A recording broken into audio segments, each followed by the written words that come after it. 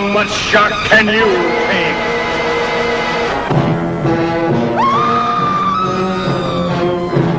To complete a double night of horror, a monster's nightmare of terror, turn loose in a fight to the death.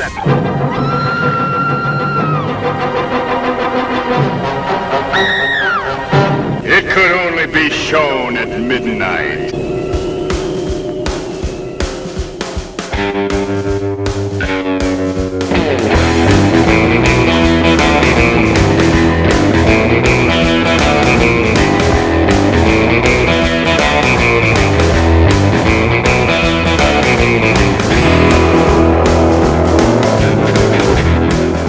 Welcome to episode 382 of Monster Kid Radio, the podcast devoted to the classic and sometimes not so classic genre cinema of yesteryear. I'm your writer, host, producer, Derek M. Cook. Welcome to the show. Welcome to week 2 of Edgar August Poe month here on Monster Kid Radio, where we're celebrating classic genre films with an Edgar Allan Poe connection.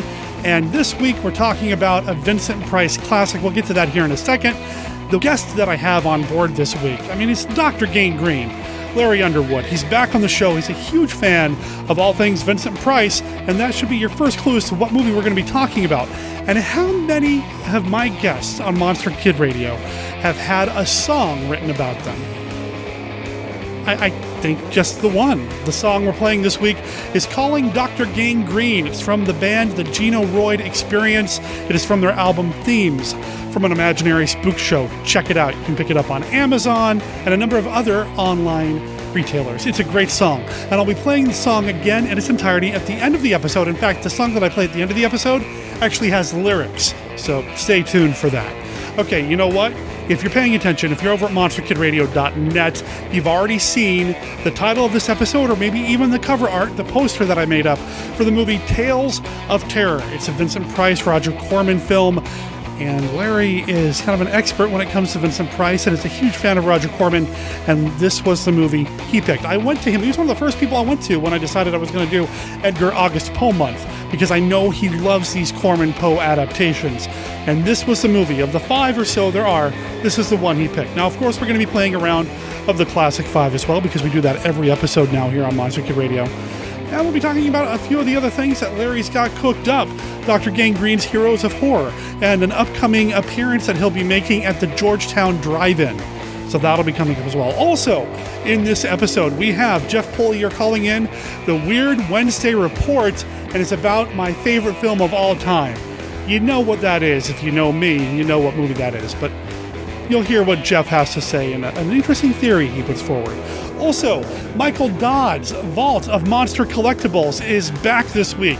And in it, he writes about something that's kind of sort of related to the movie that Jeff called in about. It is a happy accident. Wasn't intentional, but it's a really cool installment.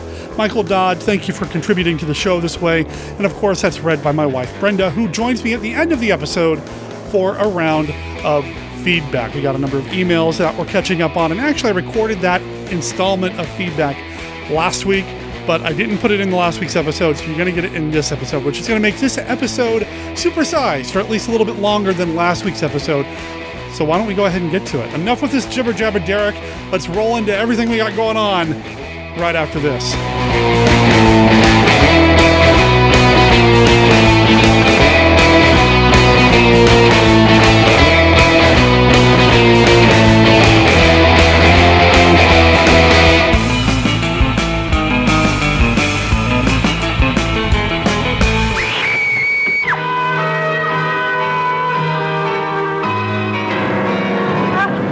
Nothing can strip your nerves screamingly raw like the diabolical Dr. Z and his doubly diabolical daughter.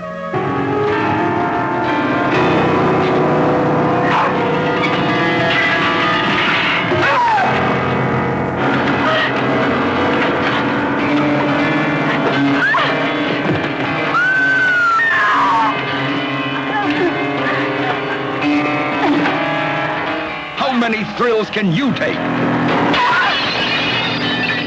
Warning, this picture is for people with nerves of steel. Get rid of her right away. The sooner the better.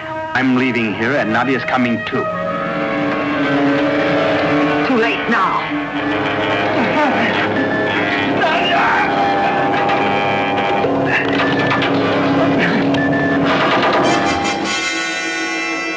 Hi, this is Jeff Owens from the Classic Horrors Club. And I'm Richard Chamberlain from kccinephile.com and monstermoviekid.wordpress.com. We'd like to invite you to attend the next monthly meeting of the Classic Horrors Club on the Phantom Podcast Network. We think you'll enjoy our show, but don't take our word for it.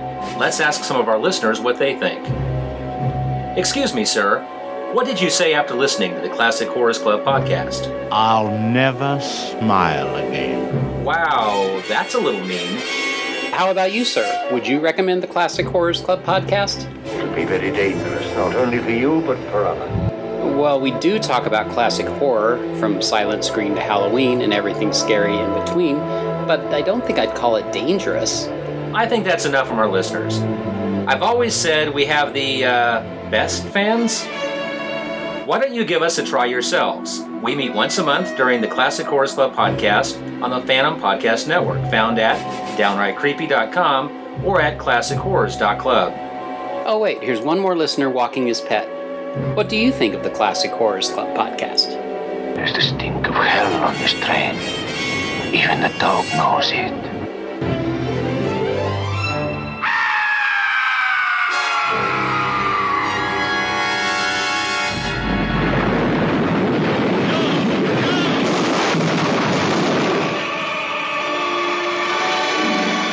Let them.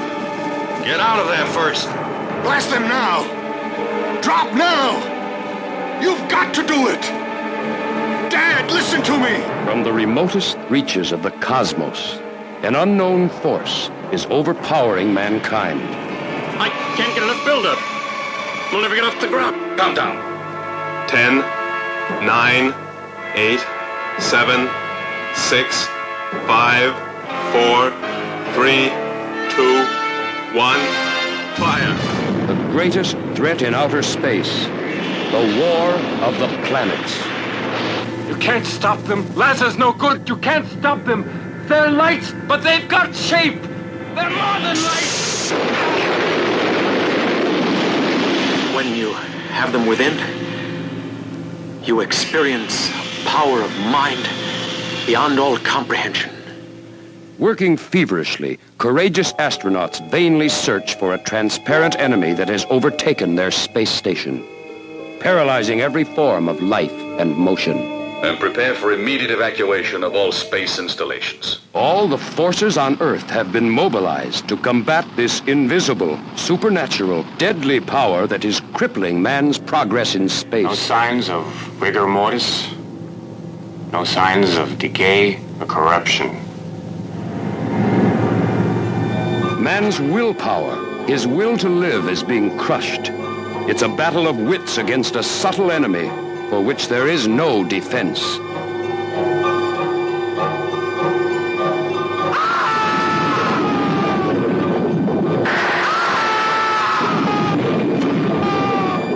can't do that. It's not human. You're crazy. You too will be fascinated, awed, gripped, mesmerized, enslaved by the will of the deadly diaphanoids. What is it you want? Friendship. I know how to deal with them. General, I'm gonna call radiation control. Wait, Mike.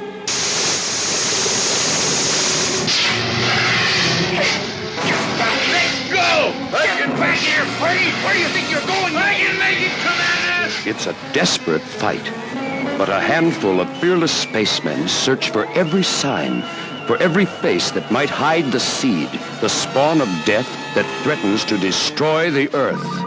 We don't know whether we should treat them as living or dead, whether to do biopsy or autopsy. The apparatus is not required.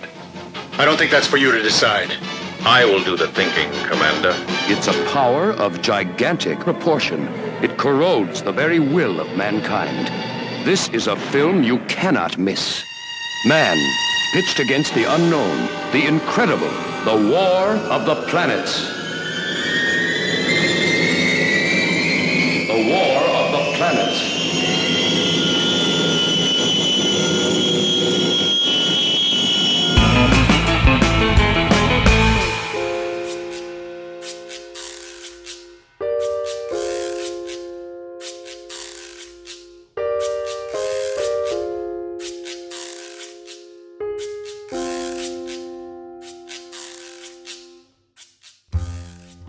Hi, Derek and the Monster Kids. This is Jeff Polier calling with a Weird Wednesday report.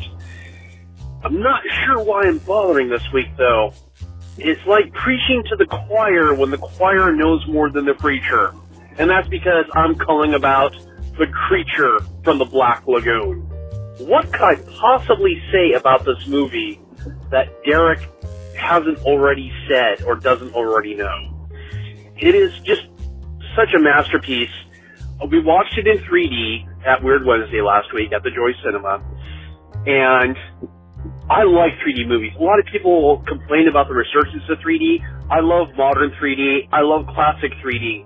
And this movie, the 3D in this, I think beats anything even modern. If you'll pardon the pun, there's such depth to this movie when you see it in 3D. The technical aspects are great. It's a great story for the most part.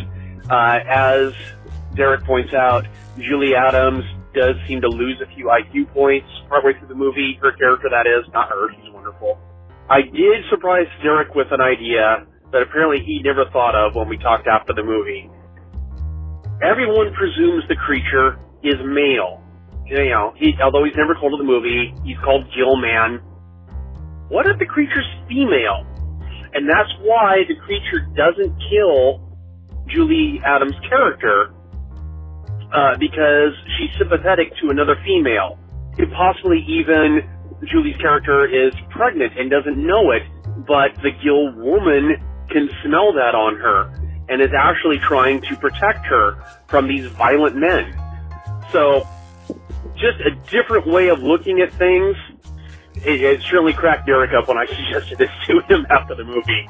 Otherwise, it's just another creature grabbing the beautiful woman for no explicable reason. So that's my take on it. It's a great movie. It's not the first time I've seen it in 3D. I actually saw it a few years ago in 3D at the 99W Drive-In in Newburgh. But it was so much better seeing it in a sit-down, properly dark theater. I mean, I love the drive-in, but for a 3D movie, this was so much better. Anyway, have a great day. Jeff, my man, it was really awesome to see you at Weird Wednesday and actually go to Weird Wednesday. I hadn't been to a Weird Wednesday at the Joy Cinema in quite some time, but there is no way I was going to miss a screening of Creature from the Black Lagoon at one of my favorite movie theaters. I mean, it was a treat. It was a blast. I love going there. Jeff Punk Rock Martin knows how to put on a good show. Weird Wednesday is the place to be every Wednesday night. It was awesome, and I got to introduce the film, which was a good time as well. I did a little bit of the creature connection while I was up there on stage, talked a little bit about that, and I'll be making a YouTube video about that experience here in the near future.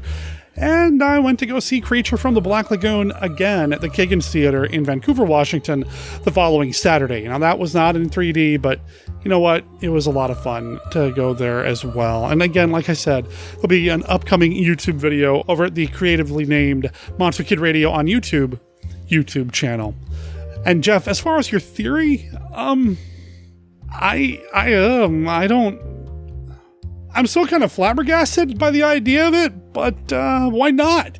In fact, as I think more and more about it, I mean, I can't really write the story myself and expect to do anything with it because Creature and the Gill Man and all that is owned by Universal, and there's no way I'm going to play in their sandbox without their permission. But it does give me some ideas for a monster story of my own with an original female monster that, well, okay, if I talk about it too much now, I won't have the urge to write it later, so I'm just going to put a pin in that one. Thanks again for calling in, Jeff. No!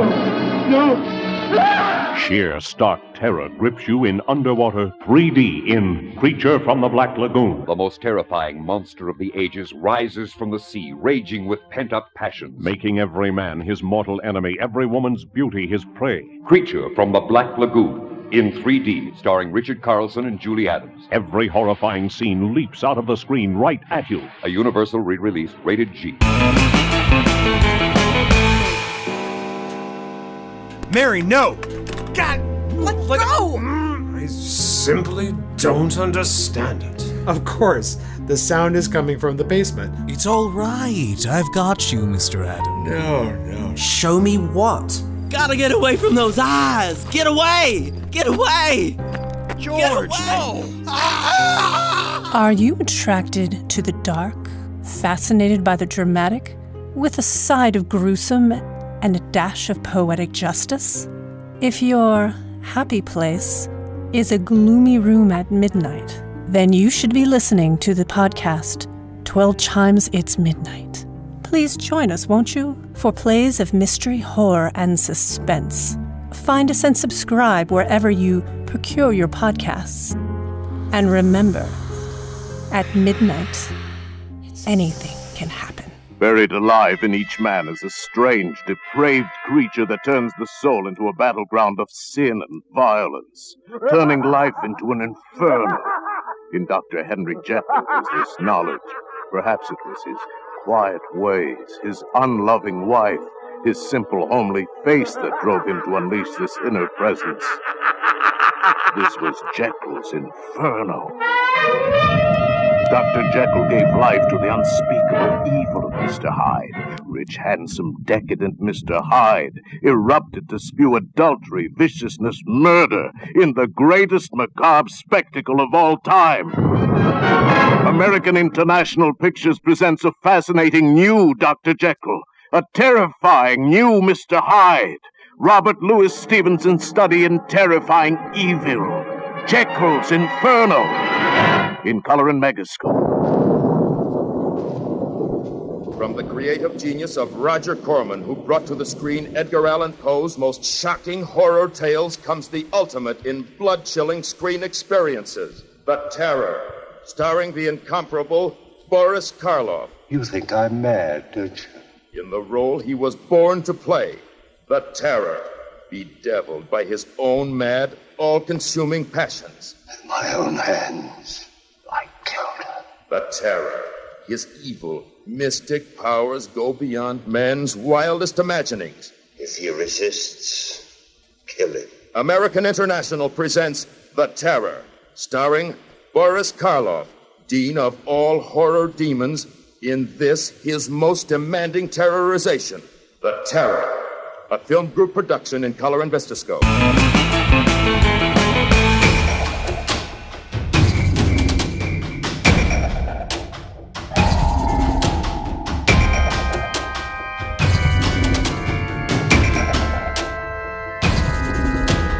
Vault of Monster Collectibles Number 10. Written by Michael Dodd. Creature from the Black Lagoon Reissue Mask Version B, Dawn Post Studios 1998. Dawn Post Studios has produced high-quality monster masks for monster kids for decades, most notably the calendar masks of the 60s, advertised in the pages of Monster Mags by Warren Publishing. Most kids just dreamed of owning one of these beauties back in the day, since the price of $34 was quite daunting to most kids in the 60s.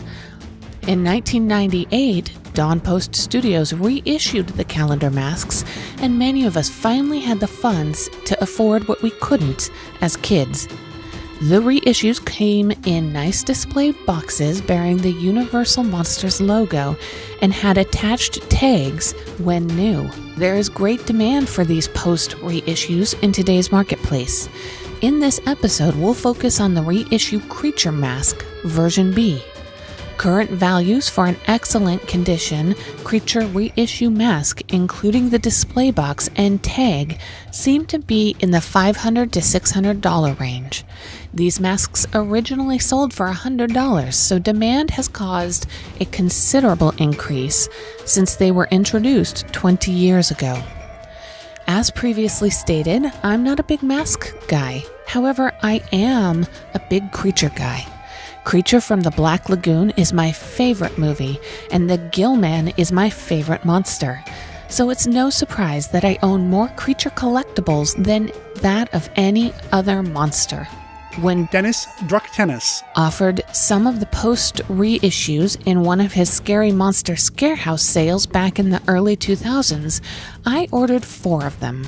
Mole People, Metaluna Mutant, and Dracula didn't have the boxes, but were bargain priced at around $40 to $50 each.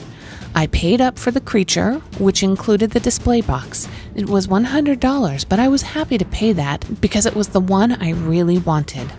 I still have those and some additional masks, but the creature is my second favorite mask, with none of the others even coming close. My favorite mask in my collection is my Langdon Zombie Kelly Man reissue. Picks this time include one of the ad, which ran in the Captain Company pages of Warren Mags for the original post-calendar masks, as well as 2 picks of my Creature reissue mask nestled in among some of my other Creature collectibles. Enjoy, Lagoon Goons! Next week, we'll look at a playset sold through the Sears Christmas Wish Book in 1967 that many of us cartoon and monster lovers had, the King Kong Jungle Set by MPC.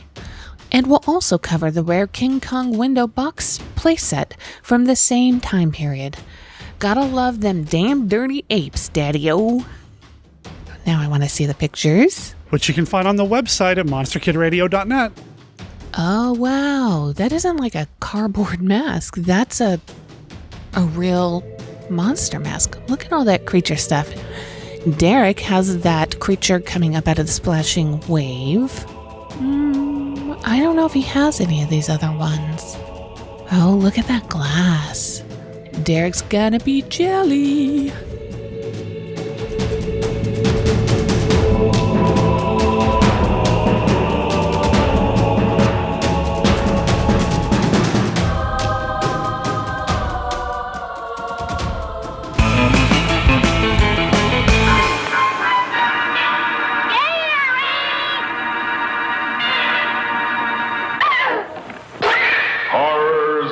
Spider Island.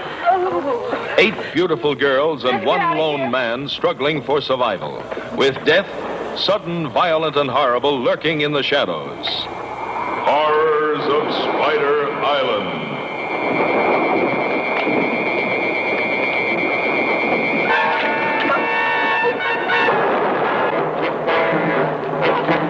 Out of the night came a fate worse than death. A man's mind twisted, his brain poisoned, with an uncontrollable lust to kill.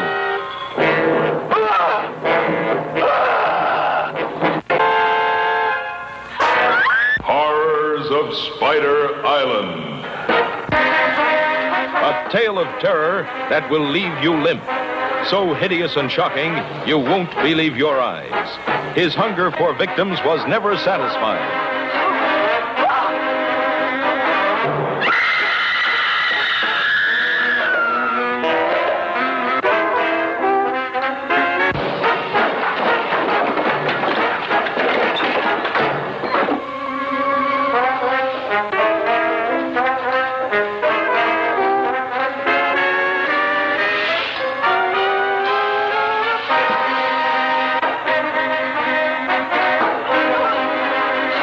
Prepare to be frightened out of your wits by the Horrors of Spider Island.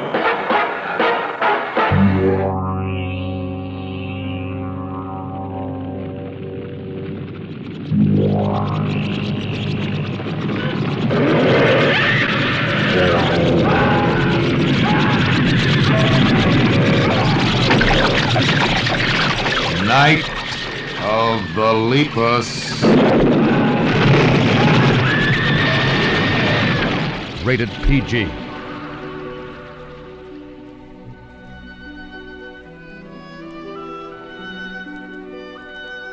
This is Count Dracula, and I'm here to offer you a friendly warning. Derek and his guests often get excited, and occasionally this results in revealing key plot points of the movies they're discussing. You know how the children of the night, monster kids, can get sometimes. So consider yourself warned, and don't come begging to me to kill them for their transgressions afterward. I have more pressing issues to take care of, like that pesky Van Helsing. Listeners, Monster Kid Radio listeners, welcome to what's going to be an awesome conversation with one of my dearest friends, Larry Underwood, a.k.a. the horror host, Dr. Gangrene. How's it going, Doc? Hey, good to be here, buddy. Thanks for having me. You know, we should sound pretty good at this point. We've been practicing our vocal cords for the past, I'm looking at my Skype counter, hour and 40 minutes we've just been talking. Has it been that long? It's been a while, but, you know, we got a movie to talk about. We got some work to do here. We're going to talk about a Vincent Price film. Man, what is it about Vincent Price, Roger Corman, and Poe that just goes so well together? I don't know what it is, but it's Tales of Terror this week. I'm excited for this one.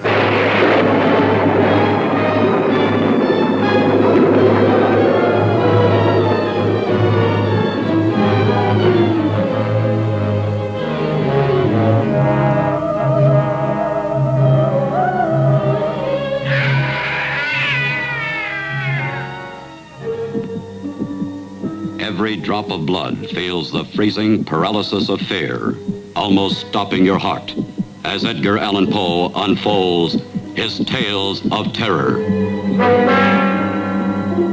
You will meet the master of the mansion, who loved and protected his wife with the strength of a supernatural love, even beyond life itself. I am in command here. You will do as I say. I shall take what I desire. Your body and your soul if I demand it. Another!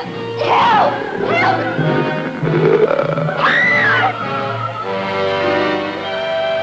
Then you'll enjoy the Black Cat's sardonically humorous tale. It all started at the Vintners Convention, where the lover of wine met the professional wine taster and introduced him to his wife, a darling who delighted in dalliance.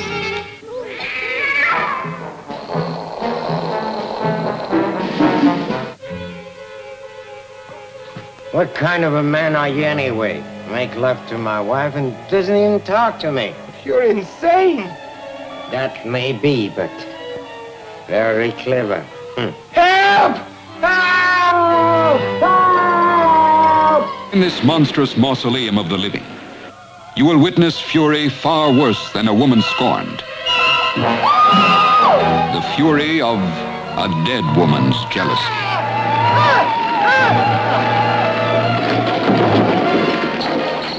I love this movie. This movie's so much fun. That was a real question. That wasn't just hypothetical. What is it about Price, Poe, and Corman that just works so well? There's just something magical about it. Yeah, no, it is a really great mix. I mean, I think when Corman hit on that Poe series of films, he really struck gold, and Price was the perfect actor for it. You know, one of the films didn't have Price. It had Ray Milland, and it just didn't work quite as well, although it's good, and I've heard Corman talk highly about Ray Milland and his performance in it and everything. That's The Premature Burial. But Price just brought the perfect blend of a macabre sense about him, a little bit of over the top, but not too far, a little bit of camp, but not too much. And especially in the two humorous ones, The Raven and Tales of Terror, it really works well. And I feel like this film in particular kind of gives us a mix of it all. This could be used as like a demo reel for the Corman Poe Price collaborations, because you've got some over the top campiness, you've got some pretty horrific things happening, some scariness, some the gothic stuff, the blood. I mean, it's got it all. This is a nice. I'm so glad you picked this one. Oh yeah, well, when you asked me which one I would be most interested in talking about, I went to this one first and foremost because it's an anthology film, and of course, you know how I feel about my anthology movies. I love a good anthology film. This one sort of is a greatest hits of the films up to that point, because it takes a lot of pieces and parts of elements you see in both House of Usher and Pit and the Pendulum, and sort of combines them in some of these shorts. But it does some new stuff, because at this point, this was the fourth Poe film, and Corman was getting a little tired of the formula. I know I've heard him in interviews talk about at this point he was a little tired of it, and he wanted to break it up and introduce some humor to see sort of how that worked. And it worked great. I mean, that second of the three stories in this film is probably my favorite one. And not only that, but it has one of my very favorite segments of any of Vincent Price's entire catalog, and that's the wine tasting segment with him and Peter Lorre. It's so fun. And as a kid, I remember seeing this one very clearly at an early age, and it making a real huge impression on me that I really loved this movie. I liked it ever since I first saw it. Oh, right on. Well, that's good. I mean, I had a blast watching it. I actually just watched it. You know, it feels like forever ago because we've been talking for so long. But I watched it this morning before we started chatting. Oh, good. I'd seen it before. So I've watched it a couple of times in particular for this episode. I'm excited to talk about it. I'm excited to get your take on a lot of this. Larry, there's something we do on every episode of Monster Kid Radio. We've got to play around at the Classic 5, man. Okay, cool. It's been a while since we've done that. Yeah. Right. And, I've got new cards. And for listeners who are interested, they are available for sale now. You can buy your own deck of the Classic 5. I premiered them at Monster Bash. I still have some stock. So if you like what you hear, let me know and we'll make it a deck available to you. The Classic 5, for people who don't know what it is, it's a card game. I've got a deck of cards here. Each one of these cards has a yes or no, this or that. What movie is your favorite kind of question? On it, there are no wrong answers. They're all about classic monster movies. It's an icebreaker. Are you ready to play the Classic 5, Larry? I definitely am. Here we go. Right off the top, the first question is actually from our Hammer film expansion. Larry, what was the most recent Hammer film you've watched? Oh, let me think. What was the last Hammer I would have watched? Oh, I know what I watched recently. I watched Curse of the Werewolf. Nice. The Curse of the Werewolf that was laid on a baby who grew into a man possessed by a monster.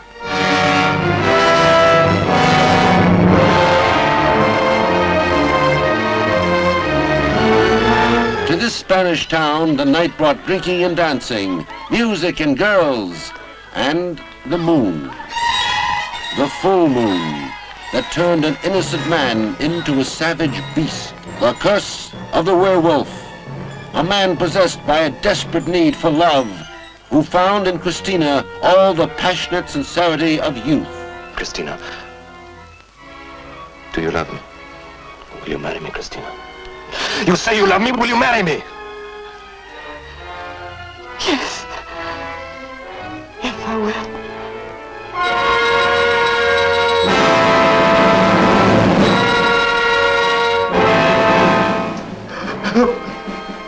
Help me!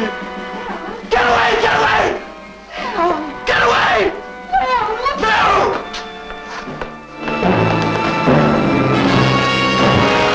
That was the last one I watched. Doing some prep work for future YouTube stuff. And yeah, watch that. Yeah. That's a tease, ladies and gentlemen. That's a tease. Yeah, and we'll talk about that down the line too, because yeah, that movie's so good though. I mean, the design of the monster in it, the makeup, and the costume are so iconic. Oliver Reed's performance. Oh yeah. Talk about over the top, but it works so well. That rage that he's kind of got inside him anyway as an actor that kind of comes through in his performance. Right. Yeah, it works really well. Of all the actors Hammer had in their stable, the one that I would imagine would turn into a wolfman or werewolf is Oliver Reed. Yeah, no kidding. Yeah. That monster design is so unique and really... Okay, now I love Lon Chaney, and I love the Universal werewolf cycle, and I do prefer that to Curse of the Werewolf, but...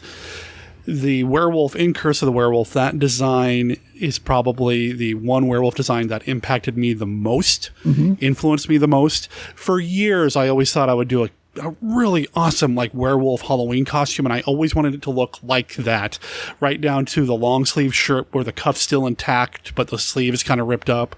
I mean, just that design just impacted me so much, and it's such a great looking werewolf. Yeah.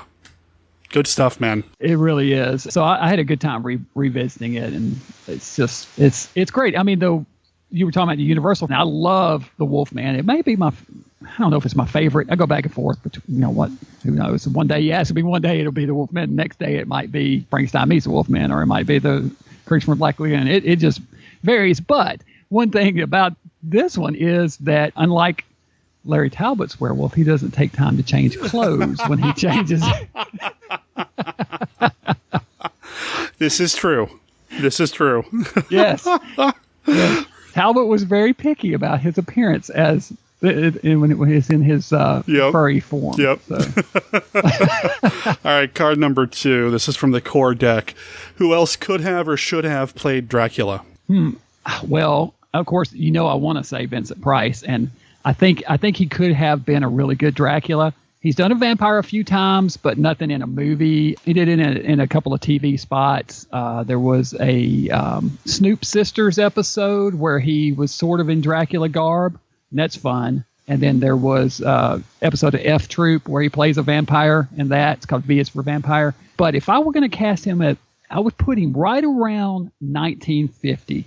If you look at the film The Baron of Arizona, that is the perfect time to cast Vincent Price. His performance in that movie, he is so suave and dapper, and it's a straight performance. There's no camp to it.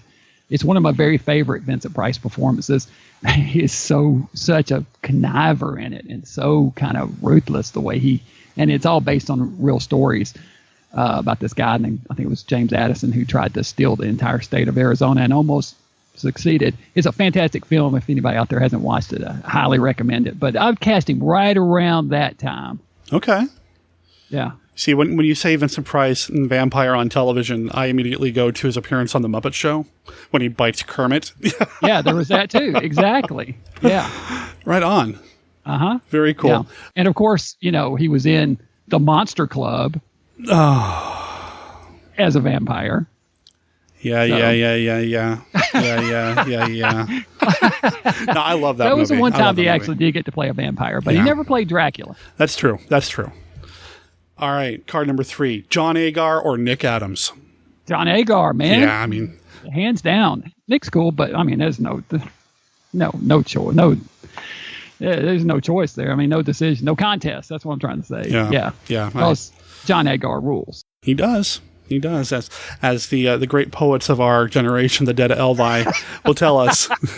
That's right. All right, card number, let's see, that was what, 3? Card number 4. What's your favorite big bug monster movie? Oh, that would Tarantula, easily. But what if circumstances were to magnify one of them in size and strength, took it out of its primitive world and turned it loose in ours? Then expect something that's fiercer, more cruel and deadly than anything that ever walked the earth. Even science was stunned. The new atomic miracle should have been mankind's greatest boon. Instead, when such power to cause phenomenal growth proved dangerously unstable, man was confronted with his most shocking blunder. The isotope triggered our nutrient into a nightmare. A blunder that transformed a tiny insect into the 100-foot spider that was now ravaging the panic-stricken countryside.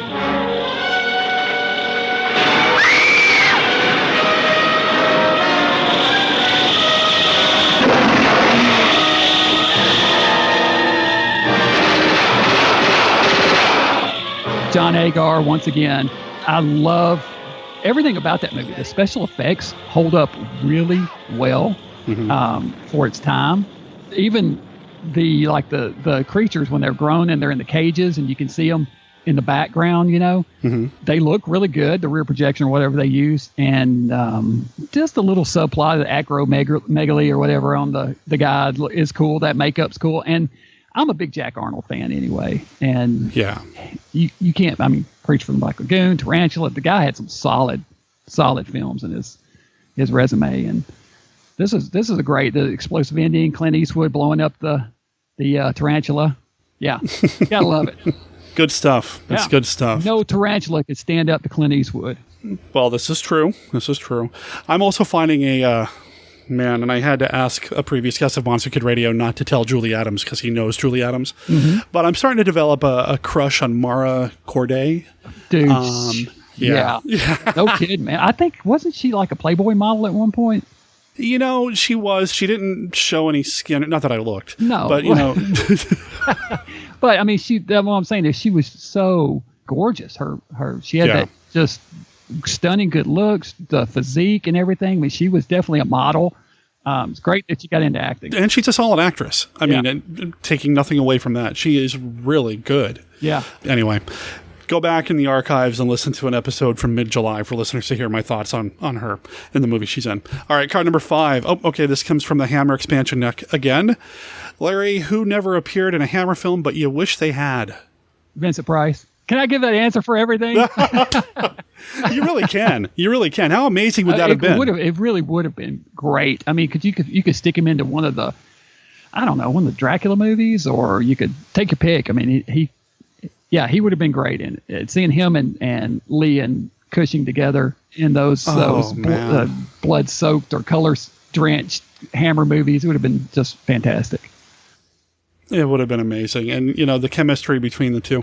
Say what you want about the movie House of Long Shadows. I enjoy that film just because you get to see them all interacting. Mm-hmm. So Yeah. All right. Well, that was the Classic 5. Larry, how do you feel? Great. That was fun. All right. Right on. All right. Not that we needed a warm-up since we've been chatting for so long. We had a lot to catch up on. We really had. It's been a while since we've chatted, and you've got a lot going on, and we'll talk about that here in a bit. But we got to talk about Tales of Terror first. Yes. We got to talk about the movie because it's solid. Now, you said this was like the 4th time they had done a film like this? Right. This House of Usher was first, and then Pit and the Pendulum was next, 1961. 62 was The Premature Burial, which, of course, had Ray Milland in it. And then the Tales of Terror was the 4th one. Now, do we know why Price did not do Premature Burial? Was there something going on, or? Yeah, well, yeah, there was. Roger Corman had a little bit of a falling out with Nicholson and Arkoff. Okay. And so for that movie, he decided he was going to do it on his own. So he sort of formed his own production company. Okay. And since Vincent was under contract with, at the time, I guess it was with AIP. I guess he was under contract with AIP.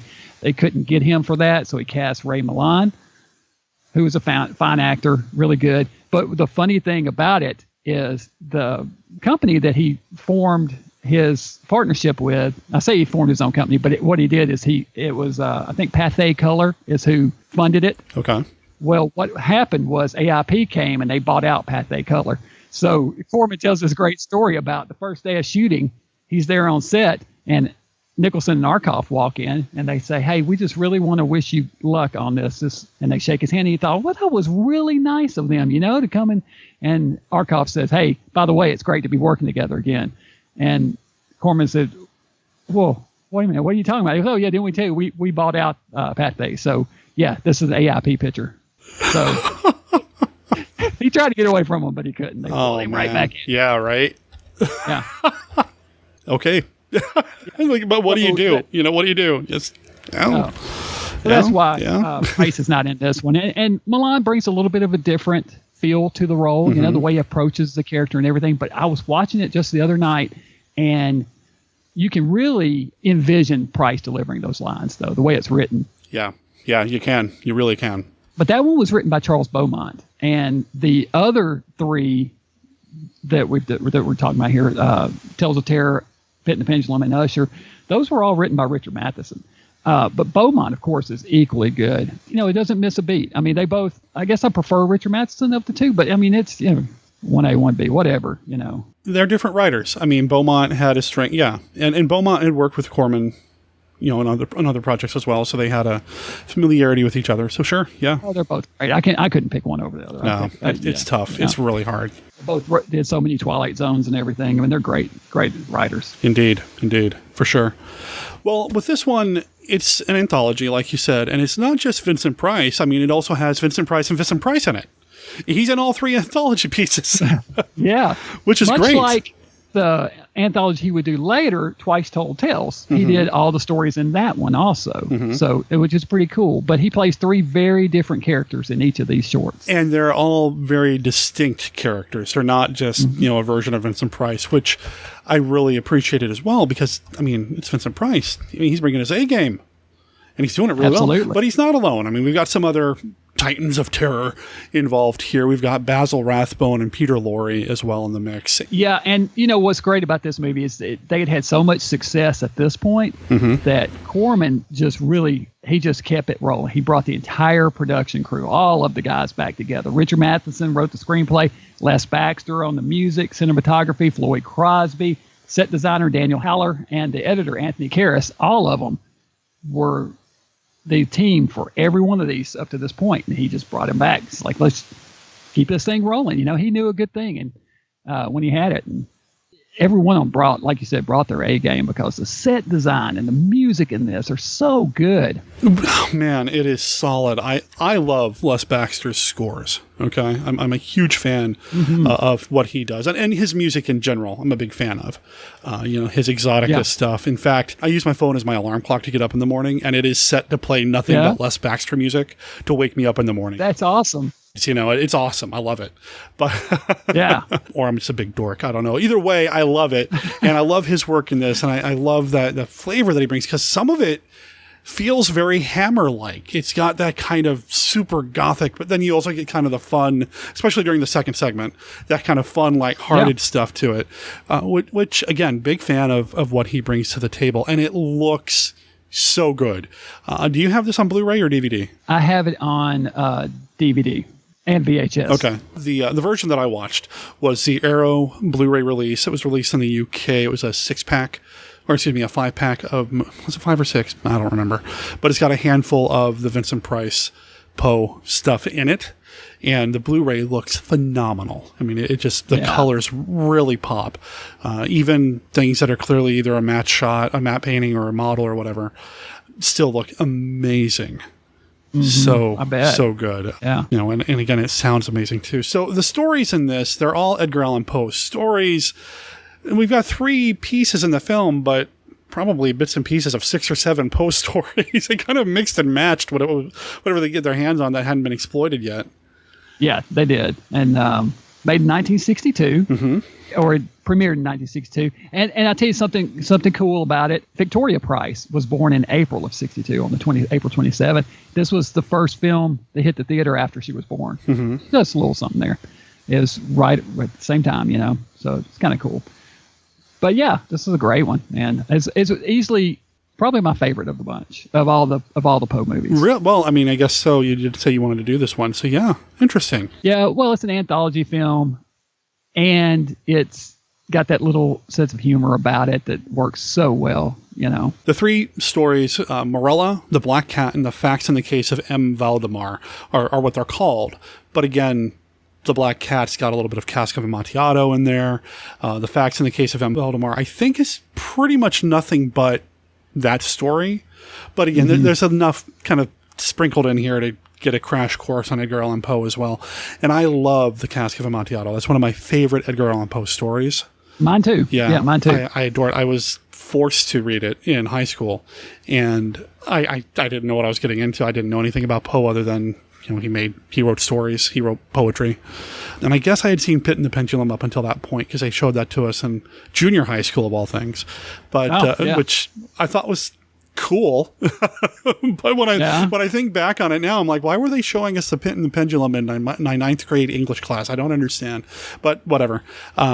I tell you, we read The Telltale Heart in high school. Man. I guess junior high, or maybe it was I think it's junior high. And it blew my mind. I was like, are we really reading a story about somebody that kills an old man and chops him up and hides his body parts under the floorboards? Are we really doing this? This is amazing. Right? How awesome is that? It blew my mind. How awesome. Yeah. And even some of that makes its way into the Black Cat segment. Just a little bit of that too. It's just a little smidge, yeah. Yeah, this is probably the most of the 3, the one that's got the most Edgar Allan Poe stuff in it. The other 2 stories I think are pretty straight. I'm not overly familiar with the story that Morella was based on. Are you? No, I don't know that I've read that. I'm not overly familiar with it, but that's what opens up the piece. And it's just 3 people. It's just 3 actors. It's Vincent Price. Maggie Pierce is his daughter, and then her mother is played by Leona Gage. I don't know much about Maggie Pierce with Leona Gage. Are you familiar with their work? I do know that Richard Matheson was not at all happy with Maggie Pierce's performance. Really? That he thought that she was a horrible actress and that she brought the entire movie down. I do know that. Wow. So, I saw a quote. Hang on, I've got a quote here. Okay, this is Richard Matheson talking. He says, "I must sound like an egomaniac, but once again, I thought it was a very good script. But on that first segment, Morella, the casting really bugged me. I always refer to that segment as Shirley Temple in the Haunted House. In my script, it was a really great character relationship between the 2 of them. Price was up to it, and I was visualizing someone like Nina Folk playing the dying daughter. But this girl that they got, Maggie Pierce, was terrible. And they also cut a lot out of it, so it just didn't work. The middle one, the Black Cat, had Lorien Price and Joyce Jameson, who was marvelous. I enjoyed that middle one. I thought Price was wonderful, and the wine tasting segment was just delightful. And the last one, the Facts in the Case of M. Valdemar, except for the lousy special effect at the end, I thought was very good. One of my favorites. They did a really nice job on that. Very intelligent." And that's from a Tom Weaver book. Okay. Interviews. Yeah. So that's a pretty cool quote. It's kind of neat to get his take on it, you know? Yeah. You know, I didn't really have a big problem with her acting, but now whenever I watch it, I'm going to be thinking Shirley Temple in a Haunted House. Thanks a lot, Richard Matheson. Well, I think her performance is a little more modern for its time than what the other two were bringing, which is a little more classic sensibility. Oh yeah, I could see that. And so I think it clashes. I've always kind of thought that a little bit in that segment.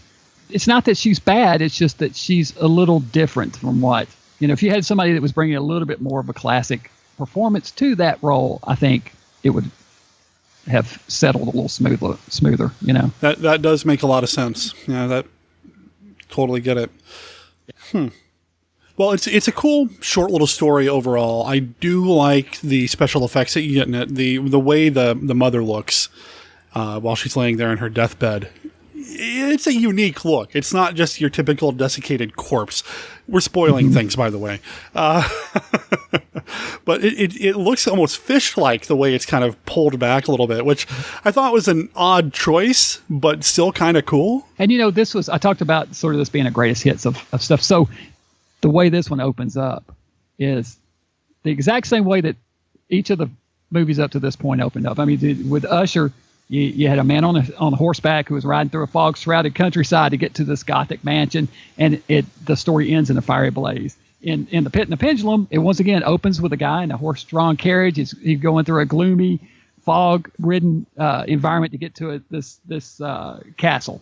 Mm-hmm. And then in Tales, it opens up with her once again, a horse-drawn carriage, going through thick fog to approach this gloomy mansion, and it also ends in fire. So, it definitely was pulling the same elements. Once again, it worked. If this works, listen, fuck it, let's just watch it again. Nobody was watching these back to back then, Right. You had a year between them, so nobody will remember it. As a matter of fact, they used the exact same fire footage in this that they had used in the previous ones. Corman had burnt this barn down and shot footage of this burning barn, and he just used it over and over in these films. Which, is a tradition that's carried on by many, many low-budget independent filmmakers. Even to this day, Lloyd Kaufman always includes that shot of the car crashing from Kabuki Man. Oh, yeah. And everything. So I lots of respect, man, for doing that. That's what you got to do. I thought some of the... Corman was the classic at doing that. I mean, like in, I guess it was Pit and the Pendulum, when you see him... No, it's the first one. It's Usher. He's riding his horse through this background, and you see all these trees that are burned down. It's all smoky. Well, there had been a forest fire in California that had just happened when they started shooting, and Corman sent a second unit up there to go get footage of that. So when the guy's riding through that background to go up to the castle, that's a real burned out background. Mm-hmm. Corman just was like, opportunistic, go shoot it. Well, let's get it. I remember I think it was the early 90s, there was that big earthquake in LA. Yeah, he did the same thing. It made the news that he was sending, as soon as it was safe, he was sending crews out to go shoot footage of just the disaster of L.A. he was going to use in later productions. I don't know if it ever turned up anywhere in any films, but, when the opportunity presents itself, you get out there and you shoot. And you get what you can, I just read Corman's autobiography, and this guy was such a mover and shaker. I mean, it's amazing how he could work a deal and how he rose from the ranks of being a script reader and a messenger boy to directing feature films. But he just had the knack for pulling this stuff off, Was this the How I Made 100 Movies in Hollywood and Never Lost a Dime? Yes, yeah. And it's a great read for anybody if you're interested at all in Roger Corman, and he talks about these movies and making them in there also. It's great book. Yeah. Great book. I have read it a couple of times myself. It definitely has the Monster Kid Radio seal of approval. Highly recommended. Should definitely give it a read because what Roger Corman did, is amazing. And that he's still doing it. He's still active, maybe not as much, but he's still active and he's still doing his thing. And the cover of the book has a shot of Price in this film from the third segment, which we'll get to eventually. But this short piece, Morella, it's a very short piece. It's something that could be adapted as a stage play. Like I said, there's only 3 people in it, with the exception of maybe setting things on fire. It could probably be done pretty easily. But as simple and as light as the story kind of sort of is, Price gives it so much importance and weight. And you feel for this guy. He plays his husband who lost his wife, his daughter's estranged, and he's kind of locked himself away from the world, and he is just so good at it. Mm-hmm. Plays the alcoholic, sort of like he did in Dragonwick, where he was alcoholic, drug addict, and that holed up in the attic of the old Gothic mansion. It's very much like that here, kind of like in some of the other of these films too, where the estranged daughter, she does show back up. Her mother died shortly after childbirth, so she sort of she did blame Lenora, her daughter, for killing her, as she tells her husband. And Price, his character is just called Locke. He doesn't really have a name in this, but Price sort of blamed her too until she came back and sort of he warmed up to her, and then the two sort of reconcile until the supernatural steps in at the end. Which I love. Yeah, of course. Which is something that you kind of see with some of the Poe stuff. It starts, it's just kind of a mundane, well, I don't use that term despairingly, but, a mundane kind of story. And then there's that supernatural twist at the end, and it's great. Mm-hmm. It's so good. Poe, I feel like, is somebody that I need to know more about. I mean, I've read his work. I know not all of it. I know a lot about him. And I know for years there was always a Poe adaptation included in the lineup at the Lovecraft Film Festival. So I always got to see some Poe. But I outside of The Raven and a few others, I just don't know that much about all of his stuff. It sounds like I need to go back and read some more of it because, man, I really liked this segment. I did not have a problem with the girl at all. Yeah, no, I think it's a nice adaptation for screen. I think it works pretty well. Mm-hmm. And Price is playing it straight in this one, and it's good. I like it. He plays it straight in this one, but he sure changes it up for the next segment. Yes, he does. And it's my favorite, The Black Cat. All three of these stories, when you think about them, they're sort of, all of them are love triangles in one form or another. You're absolutely right. You're right. Yeah.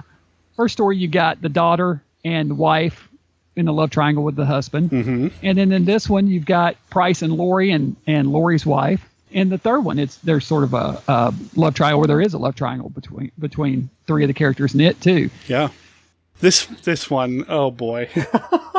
I love it so much though too. And is Peter Lorre not fantastic? He is so great. He is so good.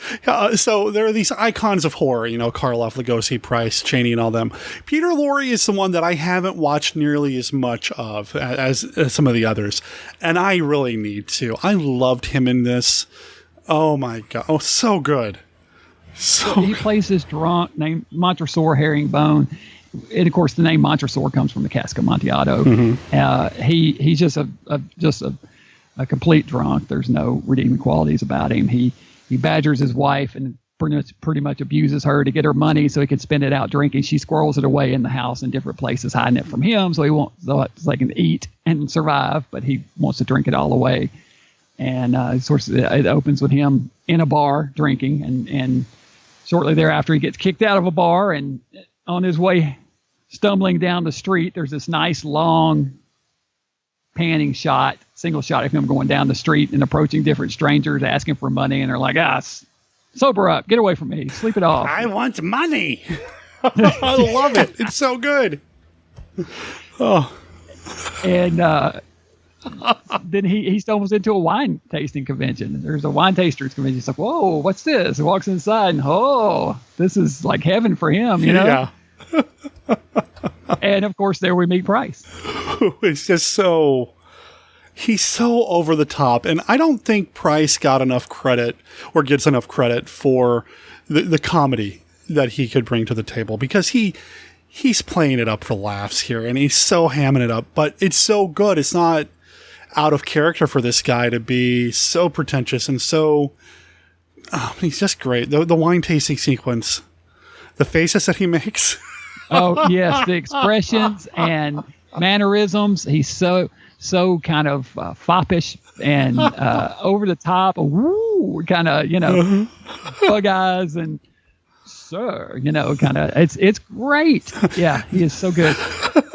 So I saw a quote from Price recently. We were talking about, they brought a real wine taster in to show him how it's done. And of course, he added to it and exaggerated it to the hilt and beyond. Mm-hmm. But all the sniffing of the wine and sipping it, shooting it into his mouth and inhaling afterwards, all of that is sort of very exaggerated versions of the way you really do it. But of course, Laurie, who challenges him, Montresor, to a drinking contest, he says, "I can taste wine as good as any man." He just fills up an entire glass and chugs it. They go back and forth drinking the wine. The look on Vincent Price's face when he's doing it too. I mean, that's what sells it. I mean, it's a little ridiculous, the stuff, but it's fun. But the look on his face that, Laurie just chugs the wine. When he first turns around and sees Laurie and Laurie insults him, that look on his face is priceless. No pun intended. You, sir, are poseur. Right? It's so good, though. This story, they eventually, you think, develop a friendship. But not really. Nah. Laurie's got something up his sleeve. Right. Well, kind of. Price helps him home after the drinking contest because Laurie just passes out in the middle of it. And he takes him home and meets his wife, who is the beautiful Joyce Jameson, whose name's Annabelle in this. And the two of them immediately fall for each other. Another Poe connection. Right. Annabelle was the name that Yeah, exactly. So the two of them start having an affair behind Montresor's back, who suddenly has no problem getting money from his wife. And as a matter of fact, it made me think about how, when you think about it, the bartender is the pivotal character in this story. He is the catalyst for everything that happens. He kicks Laurie out of the bar at the beginning of the story, and that's when he finds the Wine Tasters Convention. He's the one that plants the idea in Laurie's mind that, now, you said that your wife suddenly started giving you lots of money. Now, when did that happen? Was that right after you introduced her to another man? And he's the one that calls the police on Montresor. And at the end of the story, which, of course, makes them, because he overhears him saying she's not going to need her money where she's at now. So, yeah, it's all his fault. It's all the bartender, man. So, listeners, children, don't drink, basically, is what's going to stay away from alcohol. Because don't tell your bartender too much. Well, there you go. Maybe that's better. No, you're right. You're absolutely right. He's kind of like the instigator of all of this. Yeah. I mean, okay, well, Peter Lorre probably shouldn't have tried to bury them alive in the wall, but still, Oh, reasonable action, man. So anyway, the bartender tips him. I was like, yeah, so you suddenly started getting money from her, huh? Yeah. And when did that happen? Right after you introduced her to this other guy? Yeah. And so Laurie figures it out and catches Price leaving his house. So he confronts Annabelle about it and winds up killing her. But yeah, he plans a fitting revenge for the two of them. We've talked about the Cask of Amontillado quite a bit, and that's pretty much where this is happening, or where this is leading, that he's going to brick him up in a wall. Mm-hmm. But then there's also the Black Cat connection as well. There's this cat involved as well, which this is the film where they were like auditioning black cats for, right? They made like a big publicity thing out of it. Yeah. There's those pictures of these people on the sidewalk with cats on leashes. How would your cats react on a leash? I don't know. I think Wednesday, she's been wearing a collar lately, and she seems to be okay with it. I wonder how she'd do with a leash.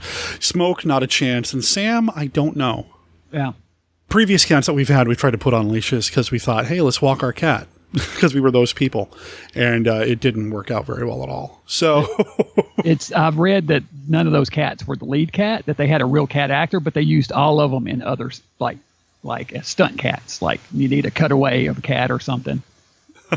So they had a trained cat, like the one that's on the ledge, that walks along the ledge and jumps inside the room when you first pans from the sign at the very beginning of the story and you see the cat on the ledge, and he goes, that was probably a trained cat, of course. Yeah. But then they, like when Laurie picks the cat up and throws it, that's probably a stunt cat. I would hope so. I mean, it was probably not the stunt cat. It was probably like one of these extras. They probably were like, But here's something else that's kind of curious when you're talking about the cats. Right after this movie, they made the Comedy of Terrors in 1963. This was made in 1962. It also had all three of these same characters. It had Joyce Jameson, Peter Lorre, Vincent Price, along with Boris Karloff. Another comedy. So you hear a lot about how this movie led right into The Raven, but it also led into Comedy of Terrors with this same creative team. That had a cat very front and center. That cat's name was Orangey. Orangey the cat. Orangey. He's an orange cat, obviously. And he played a cat named Rhubarb. I was just looking on Wikipedia this week, and someone had erringly credited the cat in this movie, in Tales of Terror, as Orangey the cat, playing the cat in this movie. Was not Orangey. Orangey was a famous cat. As a matter of fact, there's an award called the Patsy Award. Have you heard of this? No. So it's an award for animals. It was an award that was started, I don't want to say like late 30s, 39 or so. And there was a horse that was killed during a Tyrone Power movie. I think Jesse James. And so they made this award after that, and they give it to animals that do award-winning performances in films. And Orangey is a 2-time winner of the Patsy. It stands for like Picture Animal Top Star of the Year, I think. And Orangey's a 2-time winner of the Patsy Award. Well, there you go. But it was not Orangey in this film. No. Of the 3 segments, Wednesday was most interested in this one, partly because of all the cat sounds. Yeah. She actually sits out here. She watches television.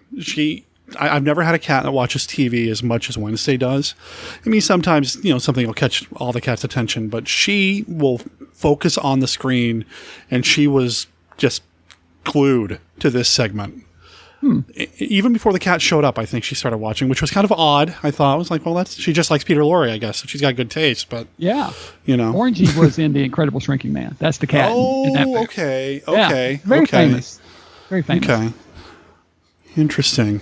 Yeah. Well, I don't know anything about her. It sounds like I need to learn more. At least for nothing else, I need to get some movies for Wednesday to watch when I'm not at home. Yep. Look into the Patsy Awards. You can find out who some of the winners were. All kinds of animals. I think the monkey that played Cheetah in Tarzan won at one point. That is Damn awesome. It, Cheetah needed an award. That monkey was awesome. Awesome. Didn't think you'd be talking about Cheetah today, did you? Yeah, it's like, welcome to Monster Animal Radio with Dr. Gangrene. Right. I like this segment. This is my favorite segment of the 3 in Tales of Terror. I love the source material they pulled from, and I love the performances of the 2 male leads. So good. Good. Yeah, and the music's great in this. It's fun and playful and fits the action so well. I mean, it's got it all. There's nothing in this movie or this segment that I dislike. Oh, and here's a cool little tidbit that I've discovered when I was looking through facts about this. And then so the 2 policemen that come in at the end and they discover the bodies behind the brick wall. One of those guys is a guy named Lenny Weinrib. He's a really well-known voice actor. Did the voice of H.R. Pufnstuf and Scrappy Doo. Gomez in the Addams Family cartoon. That guy, he wound up going on and having a really successful voice acting career. Wow. It's pretty cool. That's cool. Yeah. I do like the bit. I like when the cops show up and they're asking, what's behind that wall? Oh, nothing. Yeah. Oh, well, he so sort of like, this is so well constructed, and that's all straight from Cask of Amontillado. And yeah. And it starts banging on the wall. And of course, the cat's walled up in there too, which is great. It's such a great bit. I love it. I think it's really creative the way that Matheson mashed the stories together. They flow together so seamlessly. Mm-hmm. I'm sort of here to redeem this movie because it caught a lot of shit from the critics when it was first released. But I think the sense of humor is the thing that people complained about, the critics did not like, but I think it is absolutely a spot on. And I think putting these 2 stories together was kind of brilliant. Yeah, I thought so too. I didn't have any problem with it at all. I thought it was a perfect blend.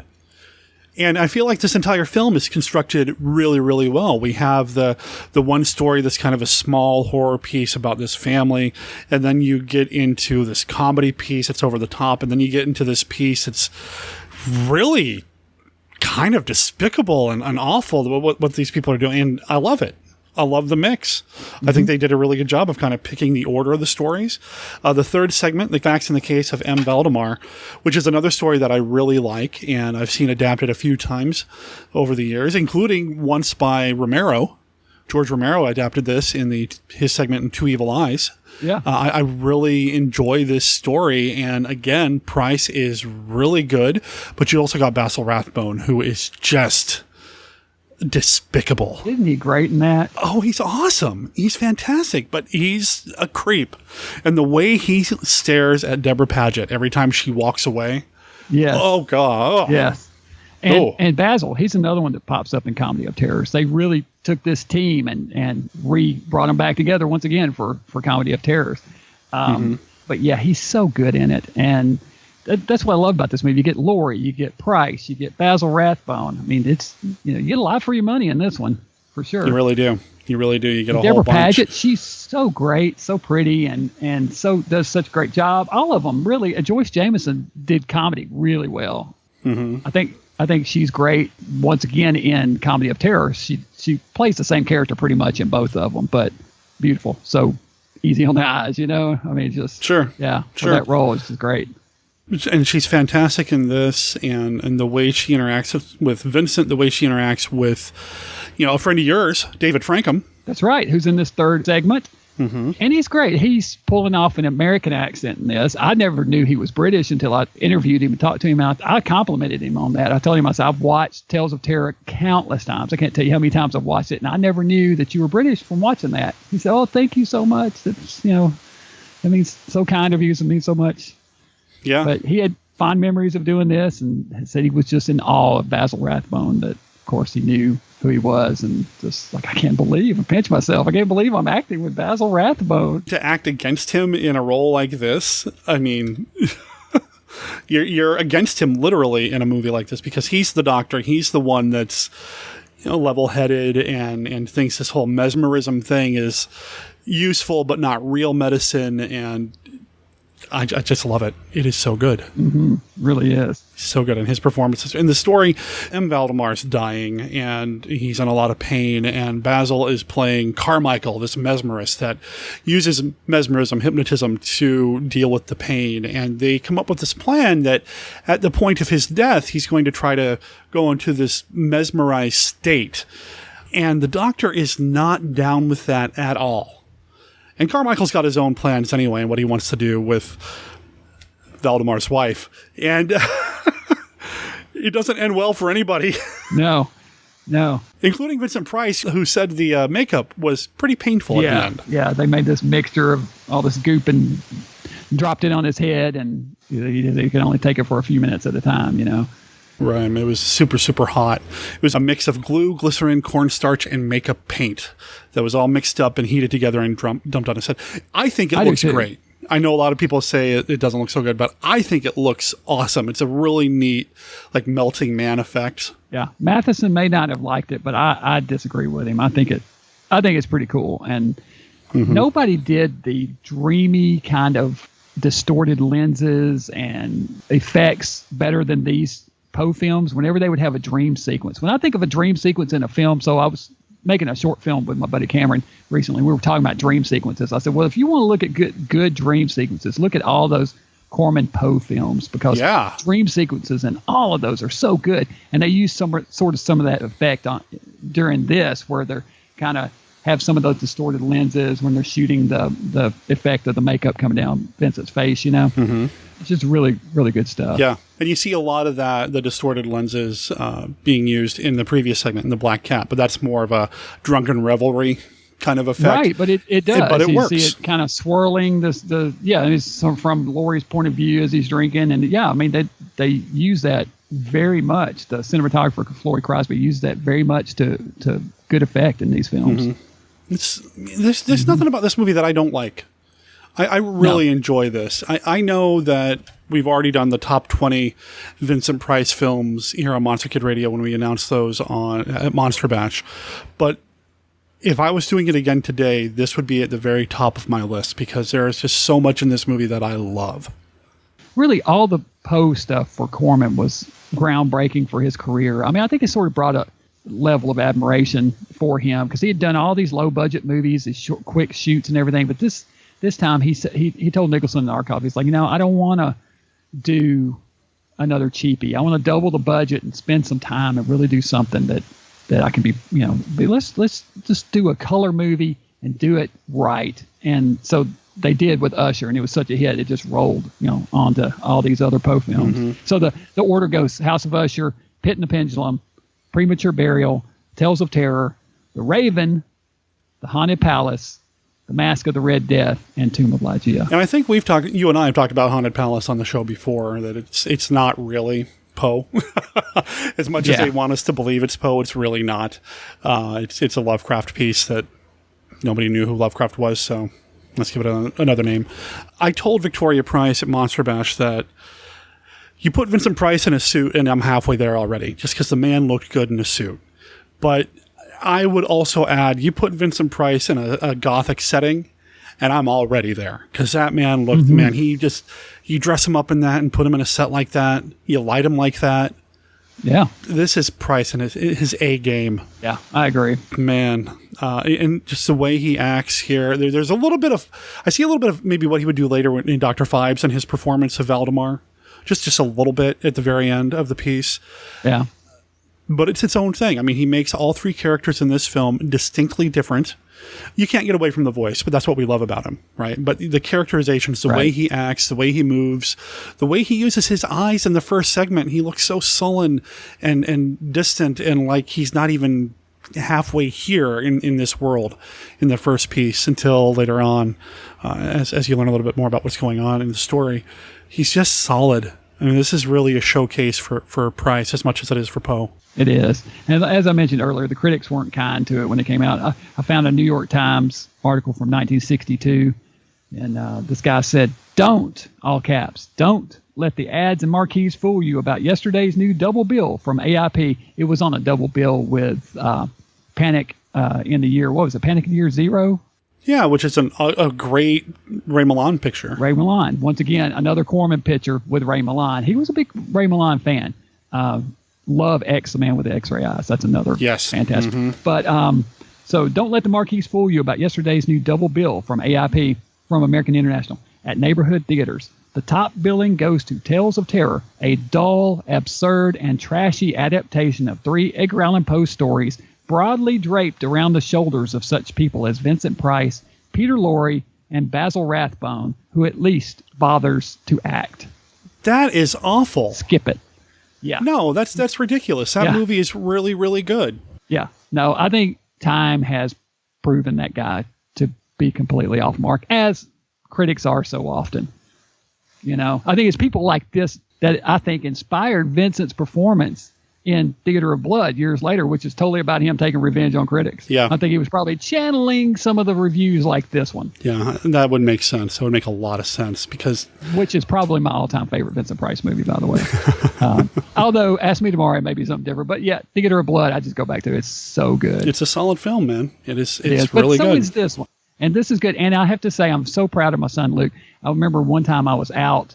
I think I was at a club. I don't know if I was singing a band or I was in a band at that time. If we were playing. Anyway, I was out at a club. I remember coming back in late at night and finding Luke sitting alone in the living room watching this movie on Turner Classic Movies. And I was like, oh, that's cool. Sat down beside him to watch it with him. See, you're doing it right, though. You're doing the Monster Kid dad thing right, man. That's well done. And that was all on his own. He found it and it's like, I'm going to watch this. I know I'm going to go back and I'm going to watch this movie again. I think it's something that I could probably even put in for like a Halloween movie marathon. That's what I was thinking. Halloween time would be a good time to do it. Yeah. Have you ever had a chance to host any of the Poe Corman films? No, I would love to, though. I did not. The closest thing I ever came, and it's not even close really, but was The House That Dripped Blood. I got to host that. The station... it's funny, I'd asked him to get that movie. I know I told the story on here before. And I specifically requested if you get a chance to get House That Dripped Blood, I would love to host that. And they did. So that's probably about the closest. Well, I recommend this movie. Larry recommends this movie. There's really nothing more you can say. It's one of the best. It's one of my favorite Vincent Price films. Highly recommended. Like I said, it's available on Blu-ray overseas. I know it's available here in various formats as well. You will not be disappointed if you haven't seen the movie yet, and even if you have, watch it again because it's solid. Now, you talked earlier to me about like a comic book and a novelization. Yeah, they did both for it. Which blows my mind that a novelization was done of a film based on a collection of short stories and poems. Why didn't they just release the poetry and poems and short stories? Because it gave them new product to sell. That's true. That's true. Now, did you get your hands on, or were you able to read the comic? It's online. You can read it online. Okay. I know that you said something about maybe trying to read it or whatever. I didn't know if you had a chance to look at it yet. I haven't yet, but I will. I plan to, because I did see that someone had uploaded it. So it's pretty cool. Right on. I'll have to check that out myself, because I don't have enough to read or consume. That's right. That's right. One more thing to add to the stack. Yes, exactly. Well, you got to read that William Castle biography first, because that is autobiography, because it's fantastic. And I don't know, did we talk about that in this record? No, that was something we talked about before we started recording. We talked about off mic, but that's a really good one. The Corman autobiography, highly recommended. I read that, and I turned right around and read the William Castle one right behind it. So both of those guys are super inspirational. Well, speaking of William Castle, he's one of the heroes of horror.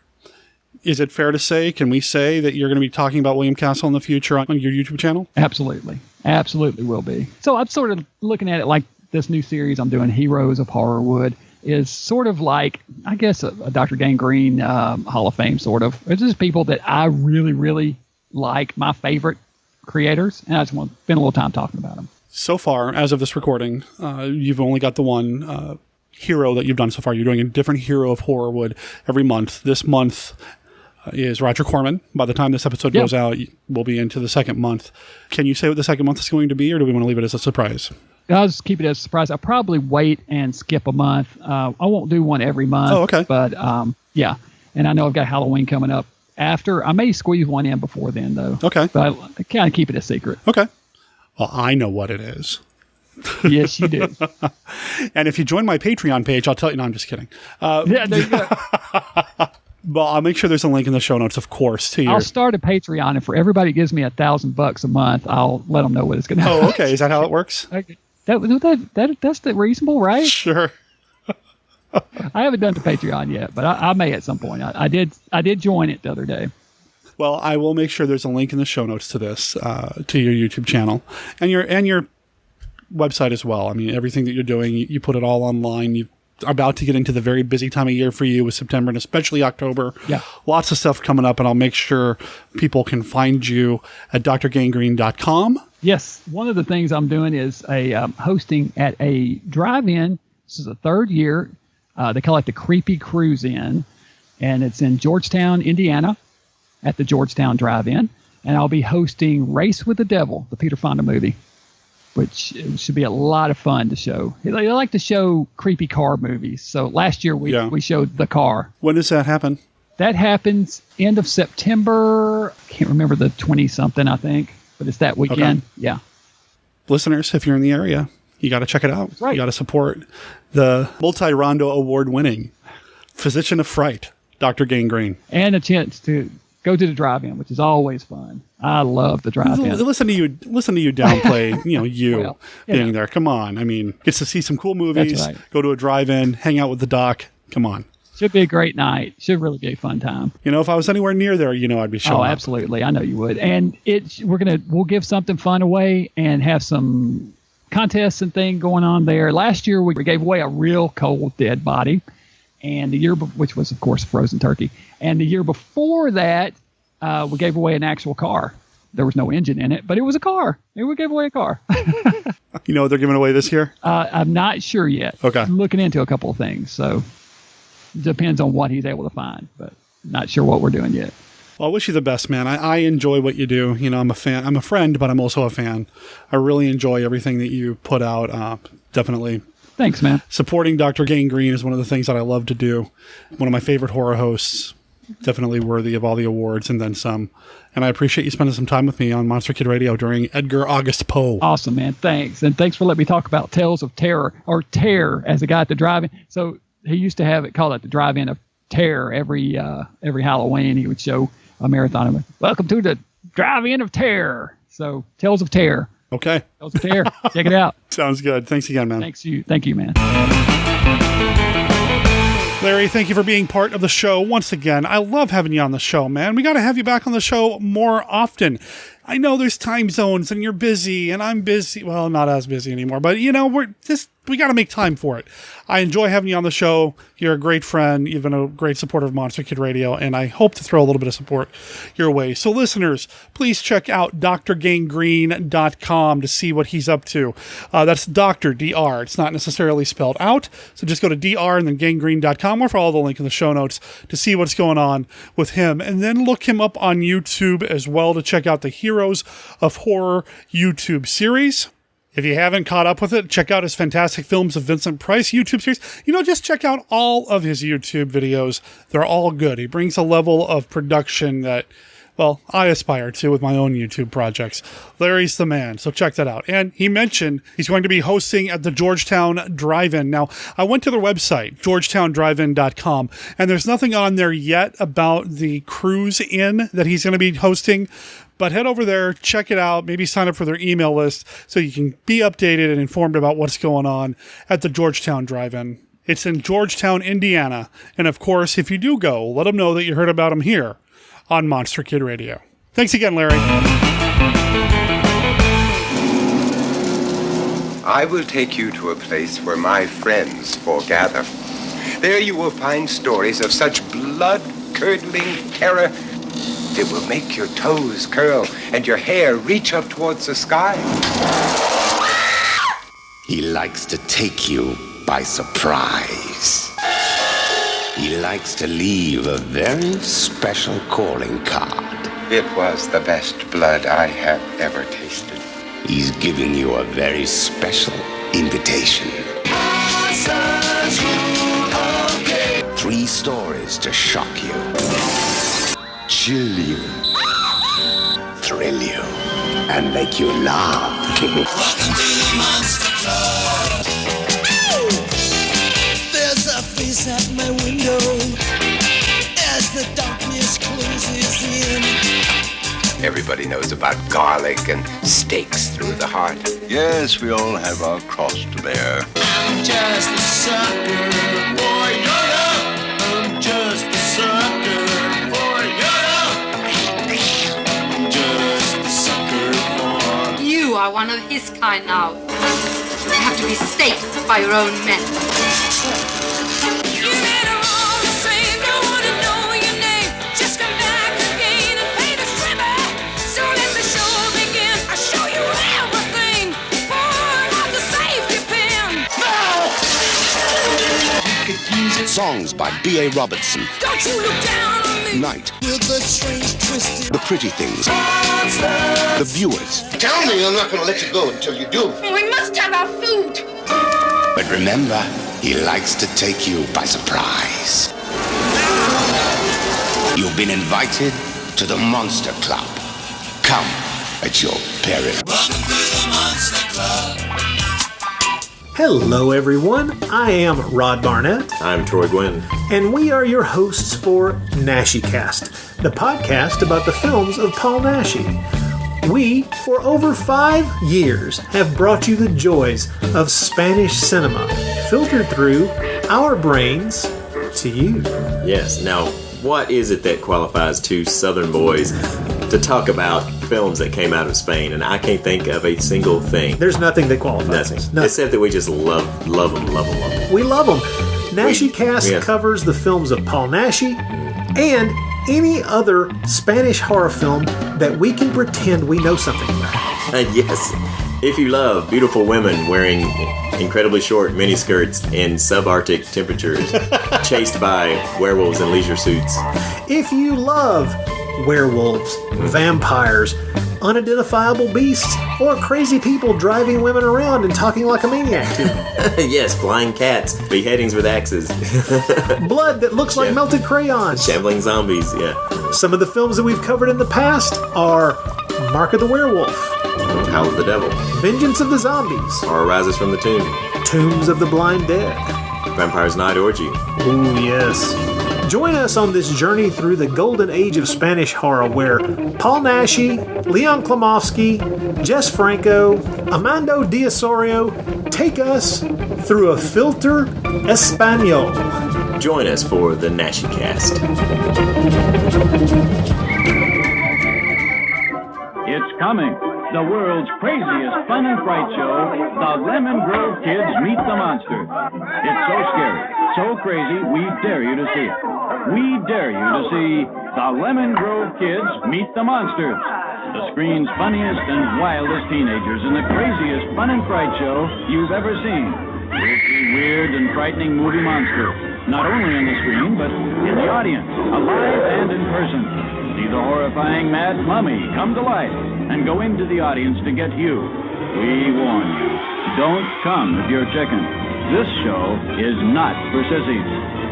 If you're not afraid, be sure to see the world's craziest fun and fright show, the Lemon Grove Kids Meet the Monster. 1,001 laughs, thrills, and chills. In widescreen and Eastman color. Let's knock out some feedback. We got Brenda back on the show. Hello. Let's see. Don't think you were. It wasn't last week. Were you on the week before? Well, I did the Monster Vault. Yeah. Okay. You sound so dismissive. Well, no, I don't remember. My weeks, my days are just blurring in together. Wait. One Did you thing. put the Monster Vaults in? Oh, the Monster Vault. What did you think I was saying? We are halfway across the house from each other. What did you think I was did put the 2 saying? Monster Vaults in for the past 2 weeks. What I'm saying is I don't remember if you did feedback 2 weeks ago. No. Okay. No, so we it's have been a some while. some catching up to do. Yes, but it is not 90 some odd 98 degrees. Which is the reason why we didn't have feedback the past 2 weeks. It was so bad. It was insane. Yeah, it's less than 90 right now, and we thought maybe we'd knock this out. Yes. Try to get through. Let's think we've got like 5 or 6 messages that have been building up. Okay. And I think I got them all. If you don't hear yours, it's because I screwed up my email box. It's nothing about you. It's not you, it's me. It's not you, it's me. Okay. Ready? Yeah, let's do this. I was born ready.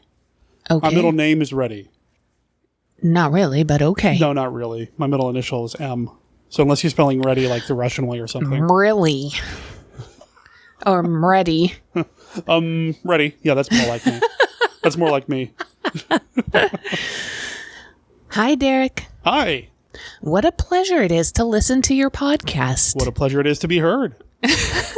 A few months back, I had the chance to talk to Ron Adams during Amazicon. Yep. Amazicon in Delaware. He gave me a lot of great suggestions on how I can hopefully make the trek to the Bash someday. Yes. But until that day comes, podcasts number 376 and 377 are the next best thing. Oh, thanks, man. Looking forward to delving into the Monster Kid Radio archives. Part of the tribe, Tom H. I had a lot of fun putting those 2 Monster Bash episodes together, and if you enjoyed those, man, that's just the tip of the iceberg when it comes to what Monster Bash is. Ron, and I actually emailed this guy back because he had asked me about the Classic 5 deck, and I told him in the email, Ron is the hardest working Monster Kid I know. He puts together the most amazing convention.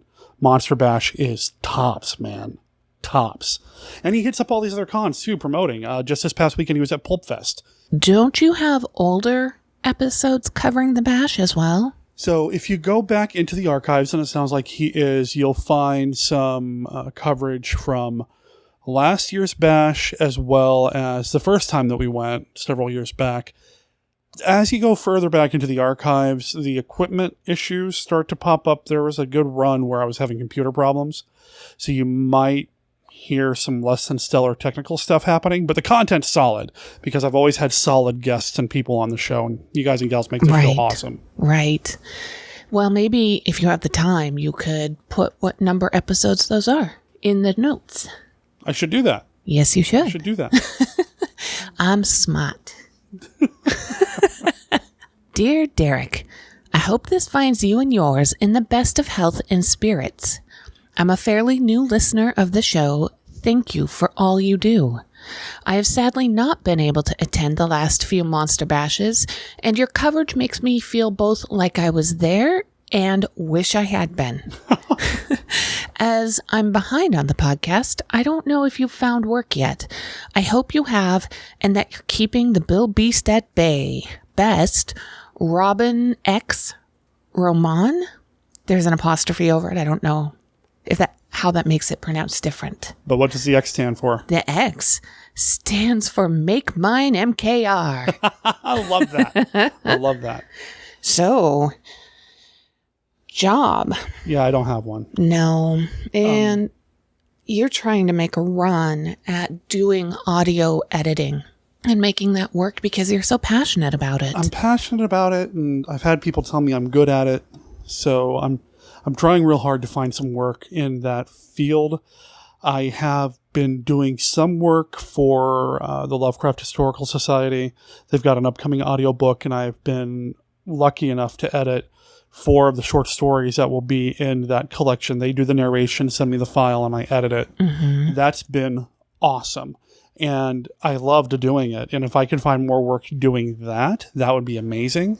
Right. I know that there are some writers and creative types in the MKR audience. If any of you know how to get in with Audible, the audiobook service that Amazon offers, I would love to edit your stuff, man. Or if you know who I can talk to about pitching just editing their work, not recording it, not producing the whole thing, right, but just editing the work. Right. I'm all in. I work fast and cheap. So we had just talked earlier today. You're on a couple of websites where you have a profile and you've bid for some jobs. And have you considered doing it for free just to get some references on there? Well, you mentioned that earlier to me today, and it's just been kind of bubbling around in my head. So I'm over at the website Upwork, and I've got a portfolio online there. And the way that website works is people will post the jobs that they're looking for. Usually it's technical stuff, remote work, contracting, freelancing, that sort of thing. And I've been pitching proposals to people that are saying, I want my podcast edited, I need to put this audio here or whatever. I hadn't considered saying, hey, I'll just do it for free so that I can have some portfolio work. Because really, my portfolio work right now, I don't want to say this to make it sound like I don't think it's important, but it's just the podcast. Oh, yeah, because the Lovecraft stuff isn't out. Right, and I don't think they'd be comfortable with me just dumping it out there. So I just have the podcast stuff. Now, the portfolio pieces that I've uploaded, I feel like are pretty good. I actually included one of the Monster Vault pieces that you did so that I can demonstrate that I can edit and mix together sound and audio and music and all, and special effects and all that. And then a recording that I did with somebody over Skype through my Skype and their telephone, just so people can kind of get a feel for what I can do. Mm-hmm.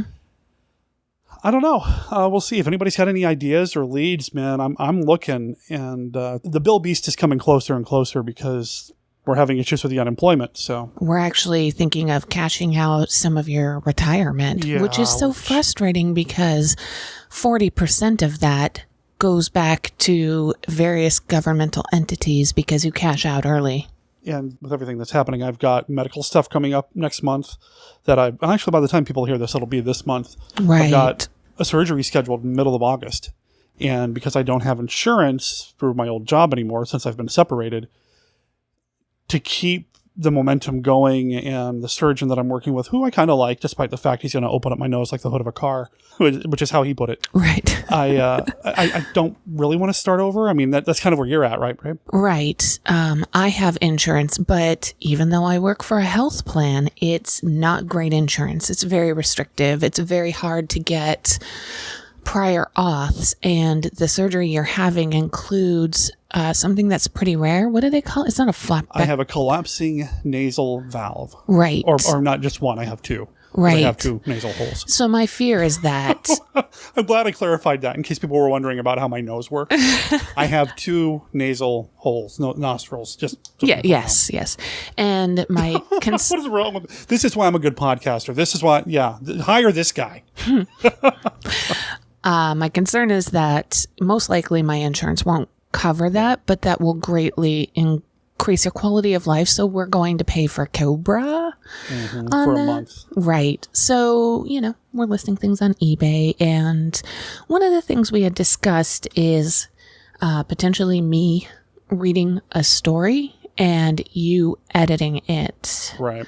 My fear is that I'm not that great at voices. Right. And the one story, the book that I'm targeting, the one that I think would be good, and the author in the past has told me, yes, it would be great to have Bren read it. It has a lot of Japanese names in it. Oh, no. Oh, okay. But I mean, you've been in the room while I've watched Godzilla movies. You can probably pick that up, right? Can I just call them all Gojira? Probably not, because Toho would come down on us so hard. But yeah, it's something that we've talked about. So listeners, any writers out there, if you are having trouble getting your audiobook produced, I will edit the heck out of it and make it sound smooth and silky and make all the other audiobooks jealous of your book. Now, when it comes to narrating, you had said that you're concerned about the quality of our audio. Right. We are not soundproofed. Right. We have some background noises that I typically filter out of the podcast. I think in the feedback section, which this is no longer the feedback section, but I think in the feedback section of the show, it's okay to have, the occasional, maybe we'll hear a fan or a car drive by outside or something like that. But our recording setup is our dining room, which we have not used as a dining room in, I'd say, at least 8-9 years. I don't think we've ever used it as a dining room. We're not dining room people. No, we're really not. Are there dining room people out there? I guess if you have a family, like if you have kids. Right. I mean, we have a family, but, it's the cats. They don't like to sit still long enough. I mean, they might jump up on the table if we try to have a family meal, and besides the smell of their cat food, yeah. Anyway, I haven't found work yet. At least not steady work. Like I said, I did do the 1 gig for the Lovecraft people. And because they're busy right now with Gen Con and everything else right now, they aren't able to really do any more. I'm just kind of waiting for a check from them. And hopefully they'll like what I did and they'll assign me more stories. Even if they don't, I still want to do this kind of work. It was a lot of fun. And I got to hear some professional narrators read some pretty cool Lovecraft stories. So over and over and over again. But it was cool. Well, all right. Hello, Derek. Hello. I just wanted to say, first off, that I very much enjoy your podcast, which I discovered through the Rondo nominations when they were posted on the Classic Horror Film Board. Awesome. Good job. Thanks. I just listened to episode 375, in which you announced the Monster Rally nominees. Another enjoyable show. Lots of good nominations, plus a few which had me shaking my head. But what the hey? Difference of opinion makes the horse race. I've never heard that before. Say that one more time because we're across. Difference of opinion makes the horse race. Oh, I like it. A couple of things, though. You mentioned that you read the novelization of Riders to the Stars by Kurt Siodmak? Siodmak. I also read that book sometime last year, and also somewhat enjoyed it. But it wasn't written by Kurt Siodmak. Siodmak. We were talking about the Japanese names. The screenplay was by Siodmak. Can we just change his name? I'm just messing with you now. The screenplay was by Siodmak. The cover of the paperback features Kurt's name directly under the title, but once you get past the cover and inside the book, you'll find it properly credited to Robert Smith. I have no idea who he was, and since he has such a basic name, I don't think I'll try to research him. I just thought, credit where credit is due, right? Secondly, you mentioned several times how thin the choices for nominations were in 1934. I had to chuckle at that, thinking what you'll be faced with when you get to the sevens. There will be plenty of possibilities in 1957, but in 37 and also in 47. You will have to scrape the absolute bottom of the barrel to find even a few borderline, but not really, horror films to fill out the ballot. I could probably name a possibility or two, but not any real good, appropriate choices. The 8s are almost as bad. You can spend the whole time talking about Abbott and Costello meets Frankenstein, I guess, but in 38 and 48, slim pickings indeed. I eagerly look forward to those nominations, if only to see what the heck you managed to come up with. Anyway, keep up the good work, and I'll keep listening. Rick P. Okay, so the rallies, we are going to be announcing the winners of this year's rallies in September. I need to get with Steve and set up a recording time to do it. That'll be fun, and I'm eager to see what happens in 1954 because my favorite movie of all time is in there, but so is Godzilla. Uh-oh. Yeah, so we've got Godzilla and we've got Creature from the Black Lagoon fighting against each other. And Steve Turek and I bantered back and forth about this at Monster Bash, kind of razzing each other and, trying to discuss. Godzilla's his favorite film. So we're kind of battling it out. Yes. We'll see what happens. Yes. Of course, because I'm the one that sees the results first, I could always cheat and say it's Creature no matter what. But wait, you see the results first? Because I thought Steve did the adding. Oh, no, that was for the top 100 movies. This is the rallies. Oh, well, goodness gracious. Sorry I messed that up. And different Steve. Oh, no. So Steve Turek is Godzilla. Steve Sullivan is the rallies. Oh, okay. The most important thing here is the Kurt Siodmak. Although his name is on the cover, he only did the screenplay. And that's my fault. And I think I knew that. I totally spaced it when I mentioned the book on the show because I was imagining the book cover. Yes. And yeah, Kurt Siodmak's name is big, bold, right? I mean, it's right there. So you would think it's written by him, but poor Robert Smith, who nobody really has a chance. I mean, he would later go on to have a career as the lead singer of The Cure, but other than that... Really? No, it's not him. Okay. It's a different Robert Smith. I think that's his name, right? Isn't Robert Smith the guy from The Cure? I don't know, Derek. I don't know either. Maybe next week we'll be reading the correction for that. It does make me wonder, though, was Kurt Siodmak a big enough name in pulp literature that his name was a selling point for the book? I mean, it must have been. See, I know Siodmak has a huge writing career. I know him mostly as the monster movie guy. I mean, he did The Wolfman, for crying out loud, and all this other stuff. But I know that he wrote things like Donovan's Brain, which has been adapted for film like 3 or 4 times now. So I don't know. Okay. I think what we need to focus on here, though, is poor Robert Smith, who didn't get on the cover, but wrote the damn book. And when you think about it, you think it's Siodmak. Yeah, that's true. That's true.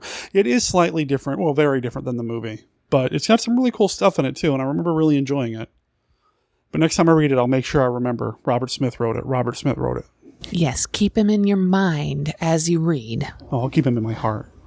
You'll keep it what? I'll keep him in my heart. In your heart? I do feel bad for the guy. Right. He doesn't have the kind of name where you could then dig into this. I'm sure you could find it eventually. Sure. But, yeah. Hi, Derek. Hi. I quite enjoyed episode 377.5. Right. So that was the special episode with Steve Turek and I going over the top 100 movies as voted upon by y'all. Okay. I did not include that in 377 because 377 was over 3 hours long. So he went on to say the same thing. Oh, okay.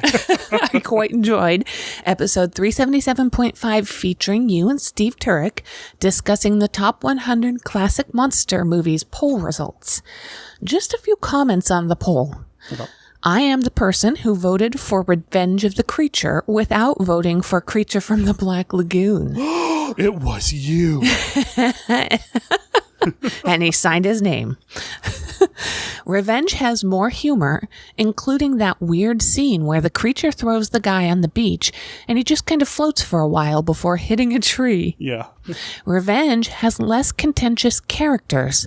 In the first movie, it seems as if Mark, David, Kay, and Lucas are always arguing. I agree. And Revenge has John Agar. No, wait. Did he write that like that, or did you just add the emphasis? Well, it was all capitalized, and I didn't want to yell. So instead, I sang it. I love you, honey. I didn't want to be like, John Agar! Oh, I just blew out the audio. Either would have been appropriate. Bottom line is that I just find it more fun to watch. I was shocked that City of the Dead, Horror Hotel, did not make the list. I wonder if people think less of it because of its public domain status. If they do, they need to take my advice and seek out a good copy of this movie. Arrow UK Blu-ray or VCI US DVD. Oh, yeah. I'm a teenage boy with a cracking voice. I'm leaving that in.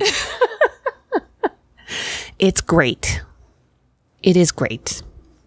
We're talking the public domain City of Dead Horror Hotel movie. Mm-hmm. Maybe Doug F. is going to open some minds.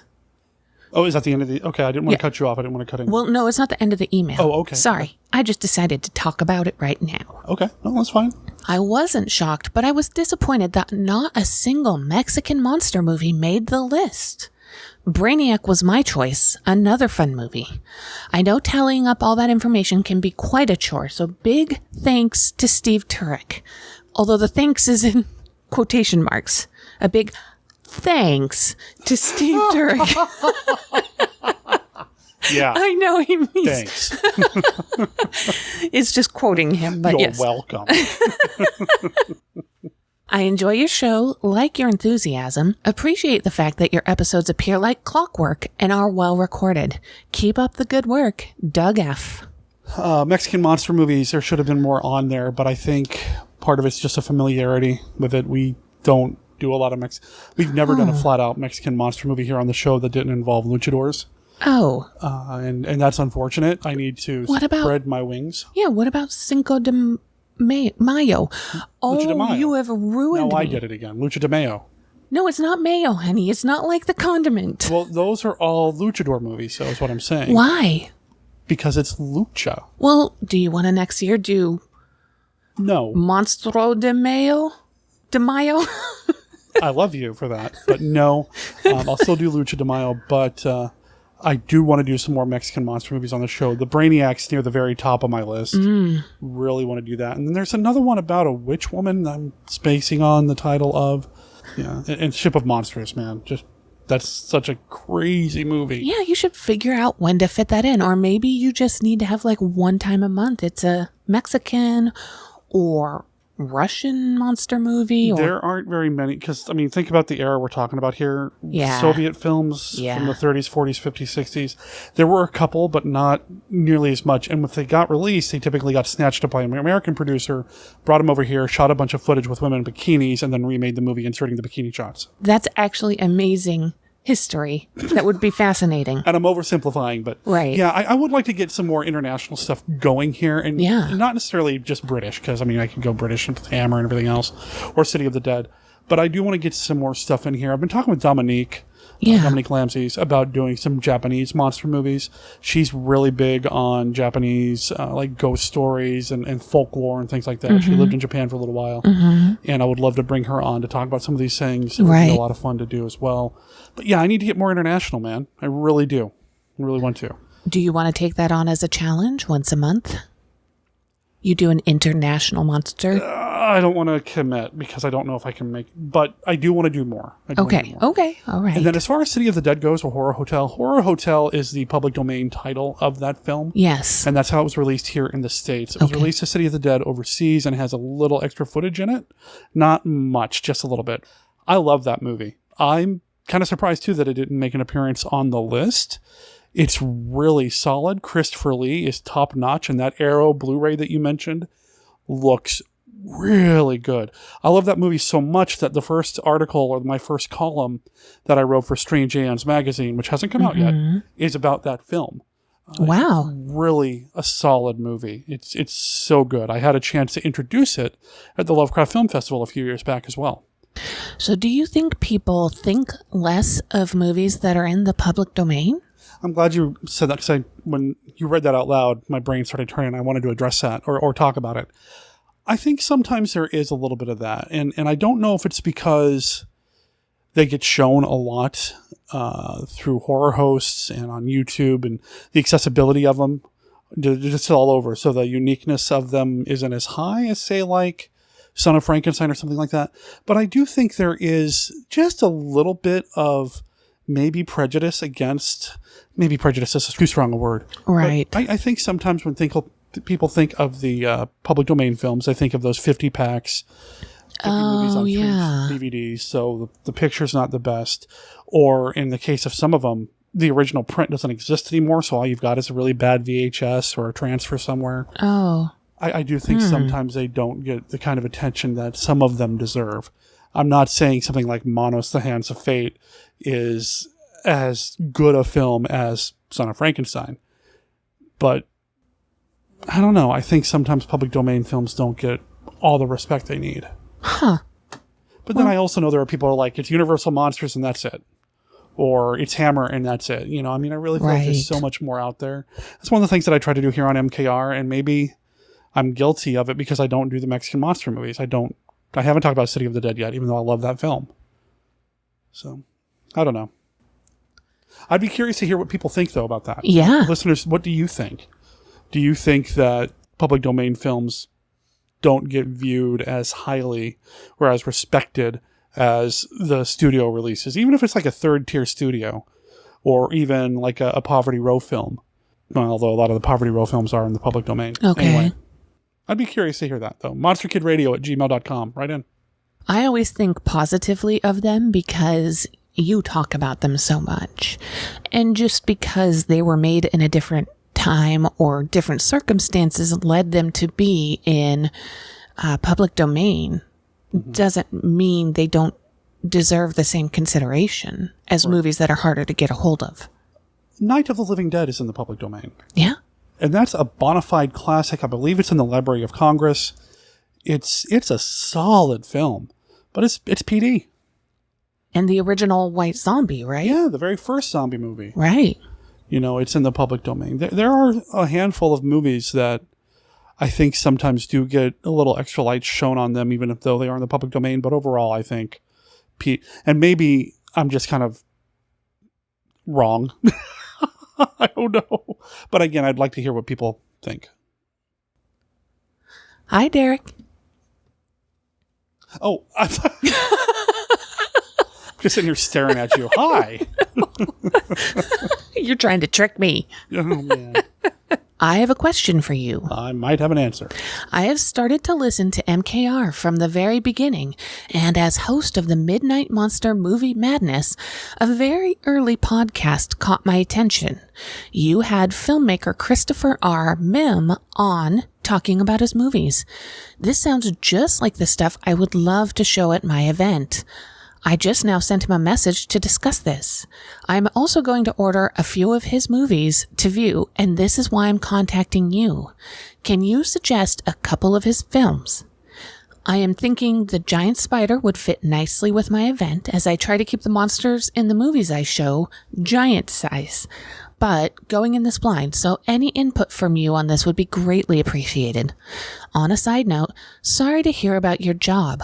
Hope it works out in the long run for you, and please remember there are a lot of us monster kids thinking of you and your wife, and thank you so much for doing this wonderful podcast. It really brings me a lot of joy every Thursday. Gary Johnson. Gary appeared on the show in the montage of calls that Mark Bailey sent in from G-Fest. Okay. So that's why I was okay with giving his last name. Oh, well, and he's also a host of a movie thing. Right. But just you hesitated, and I know we tried not to give out the last Yes, name, right? I did. I had to think through it. Mim's movies, I'm a huge fan of. I mean, Mim's one of my closest friends, but I love his movies anyway. I loved his movies first, and then I kind of came to love him. The Giant Spider, of course, is one of my absolute favorites. And you kind of mentioned it in your message, Gary, that you like your things big. You know, Giant Spider, it's the biggest monster they've got. I'm also a big fan of Attack of the Moon Zombies.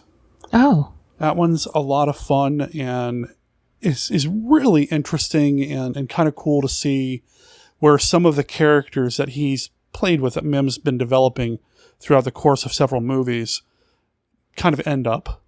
It's really neat. I really like the Late Night Double Feature as well, because I love the monster design in those. Really, I love all the monsters. I love all the movies. So, are there any other giant monsters? No. Oh. No, not really. Well, okay, there's kind of a big monster in Danny Johnson Saves the World, but it's very quick, but it's a really cool stop motion sequence. So that might be something to look at as well. Okay. Chris just released the image of the poster for his newest movie, Guns of the Apocalypse. Looks awesome. It's a post-apocalyptic spaghetti Midwestern. Right up your alley. Right?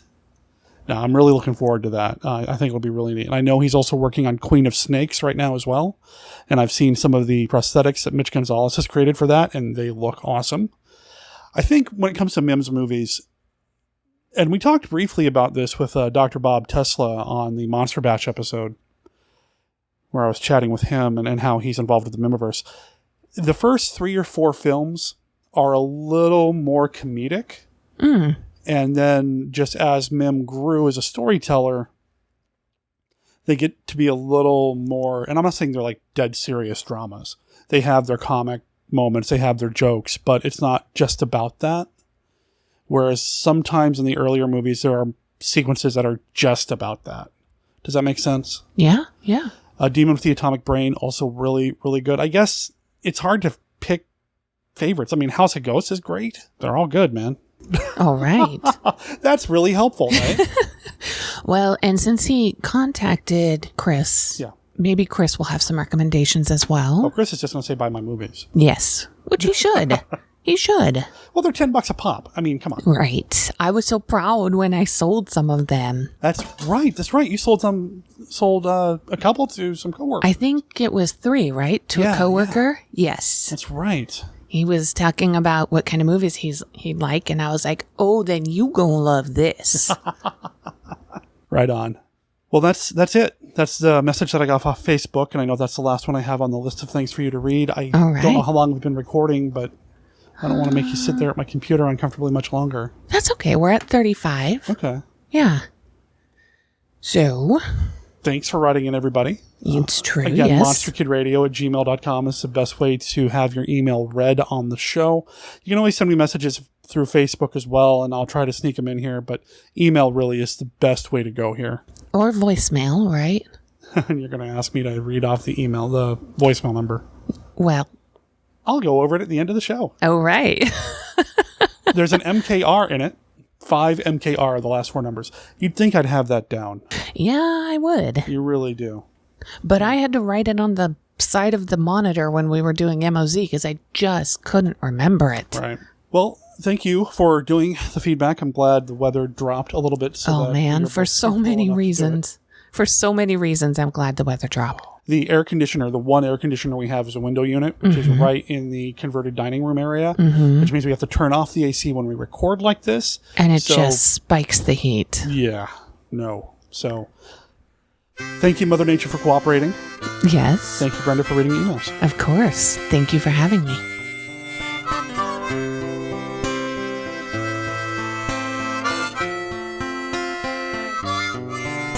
Professor, Captain, Director Jackson came from Phantom Lake.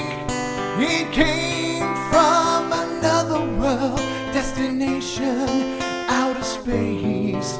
They battled cave women on Mars and terrors beneath the earth. Now the newest villain has arrived in the Mimiverse. From outer space tries to absorb Captain Ace. Entire crew is being conquered by a human ingesting monster from a distant planet to torment. Where's Pencilwin's intelligence smashed into a familiar plot?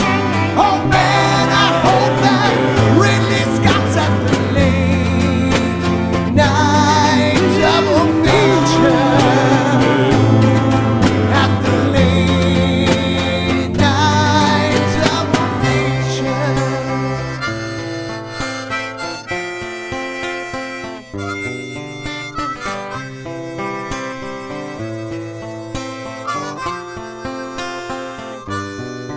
Well, it's been since the zombies attacked from the moon, and House of Ghosts has had its honeymoon. If the giant spider left you paralyzed, the people in the wall will ensure you don't survive. Dr. Collins lost his son, so began a frantic hunt, called in a scientific duo to help him through the wall to Pluto. Had his atoms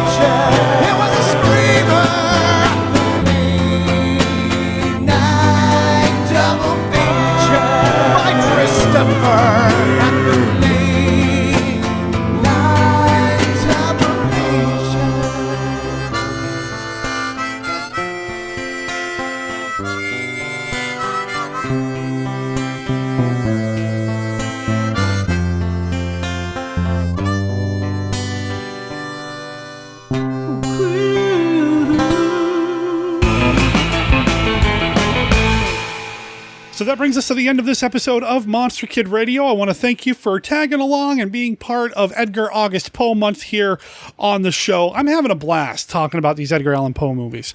I mean, it's just a lot of fun when we do these themed months and we get a lot of good response from people.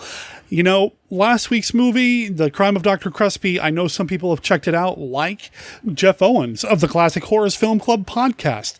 Last week, he posted his own mini review of The Crime of Dr. Crespi, inspired by what we're doing here on Edgar August Poe month. I don't know if he's going to keep doing all the films that we're doing here on the show, but if he does, I'm eager to read what he has to say. And of course, you can find that at classichorrors.club. I'll make sure there's a link in the show notes over at monsterkidradio.net where you're going to be able to find everything else we've got going on here on the show. We've got our contact information there, and I'll go ahead and go over that with you right now. I've mentioned it a couple of times throughout the episode. monsterkidradio@gmail.com. Our voicemail line, which I still haven't memorized, but it's 503-479-5657. That's 503-479-5MKR. Call in and let me know what you thought about this episode, last week's episode, or any of the previous episodes, anything you want to talk about Monster Kid related.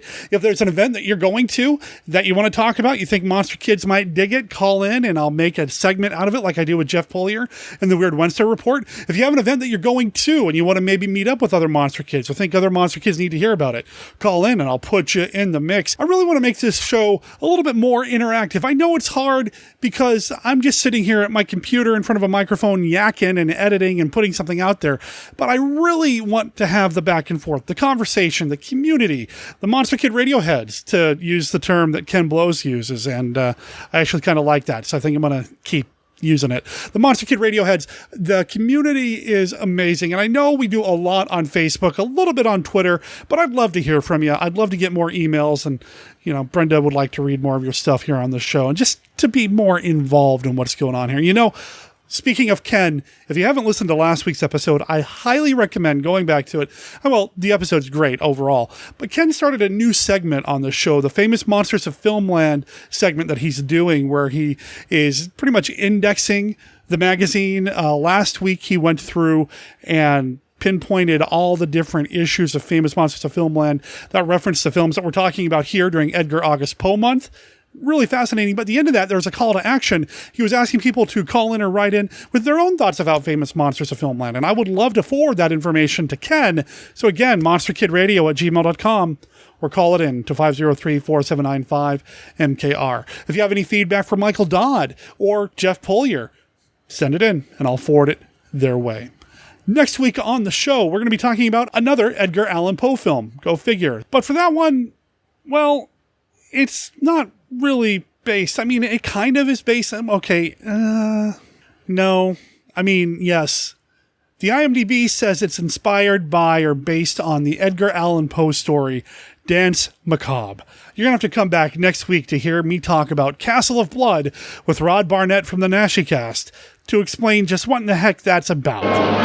Castle of Blood. This is the shocking drama of a young writer who disregards the warning of his master, Edgar Allan Poe, and accepts a wager to pass the night in a castle of mystery and legend. The Castle of Blood. No one has ever witnessed and survived the awesome secrets, the ghostly events of this Castle of the Damned. I've dreamed of this night. At last I can go away with the man I love. You can't leave, Elizabeth. You're trapped in this castle. Here, the dead rise from their tombs once a year to repeat their hideous crimes of murder and passion. Kiss me. Oh, yes, my dearest. Keep on embracing me. I want to absorb the warmth of your body. For a moment, I thought that your heart had stopped. I'm dead, Alan. No! No, Herbert, no! No! Every death is repeated tonight. Come.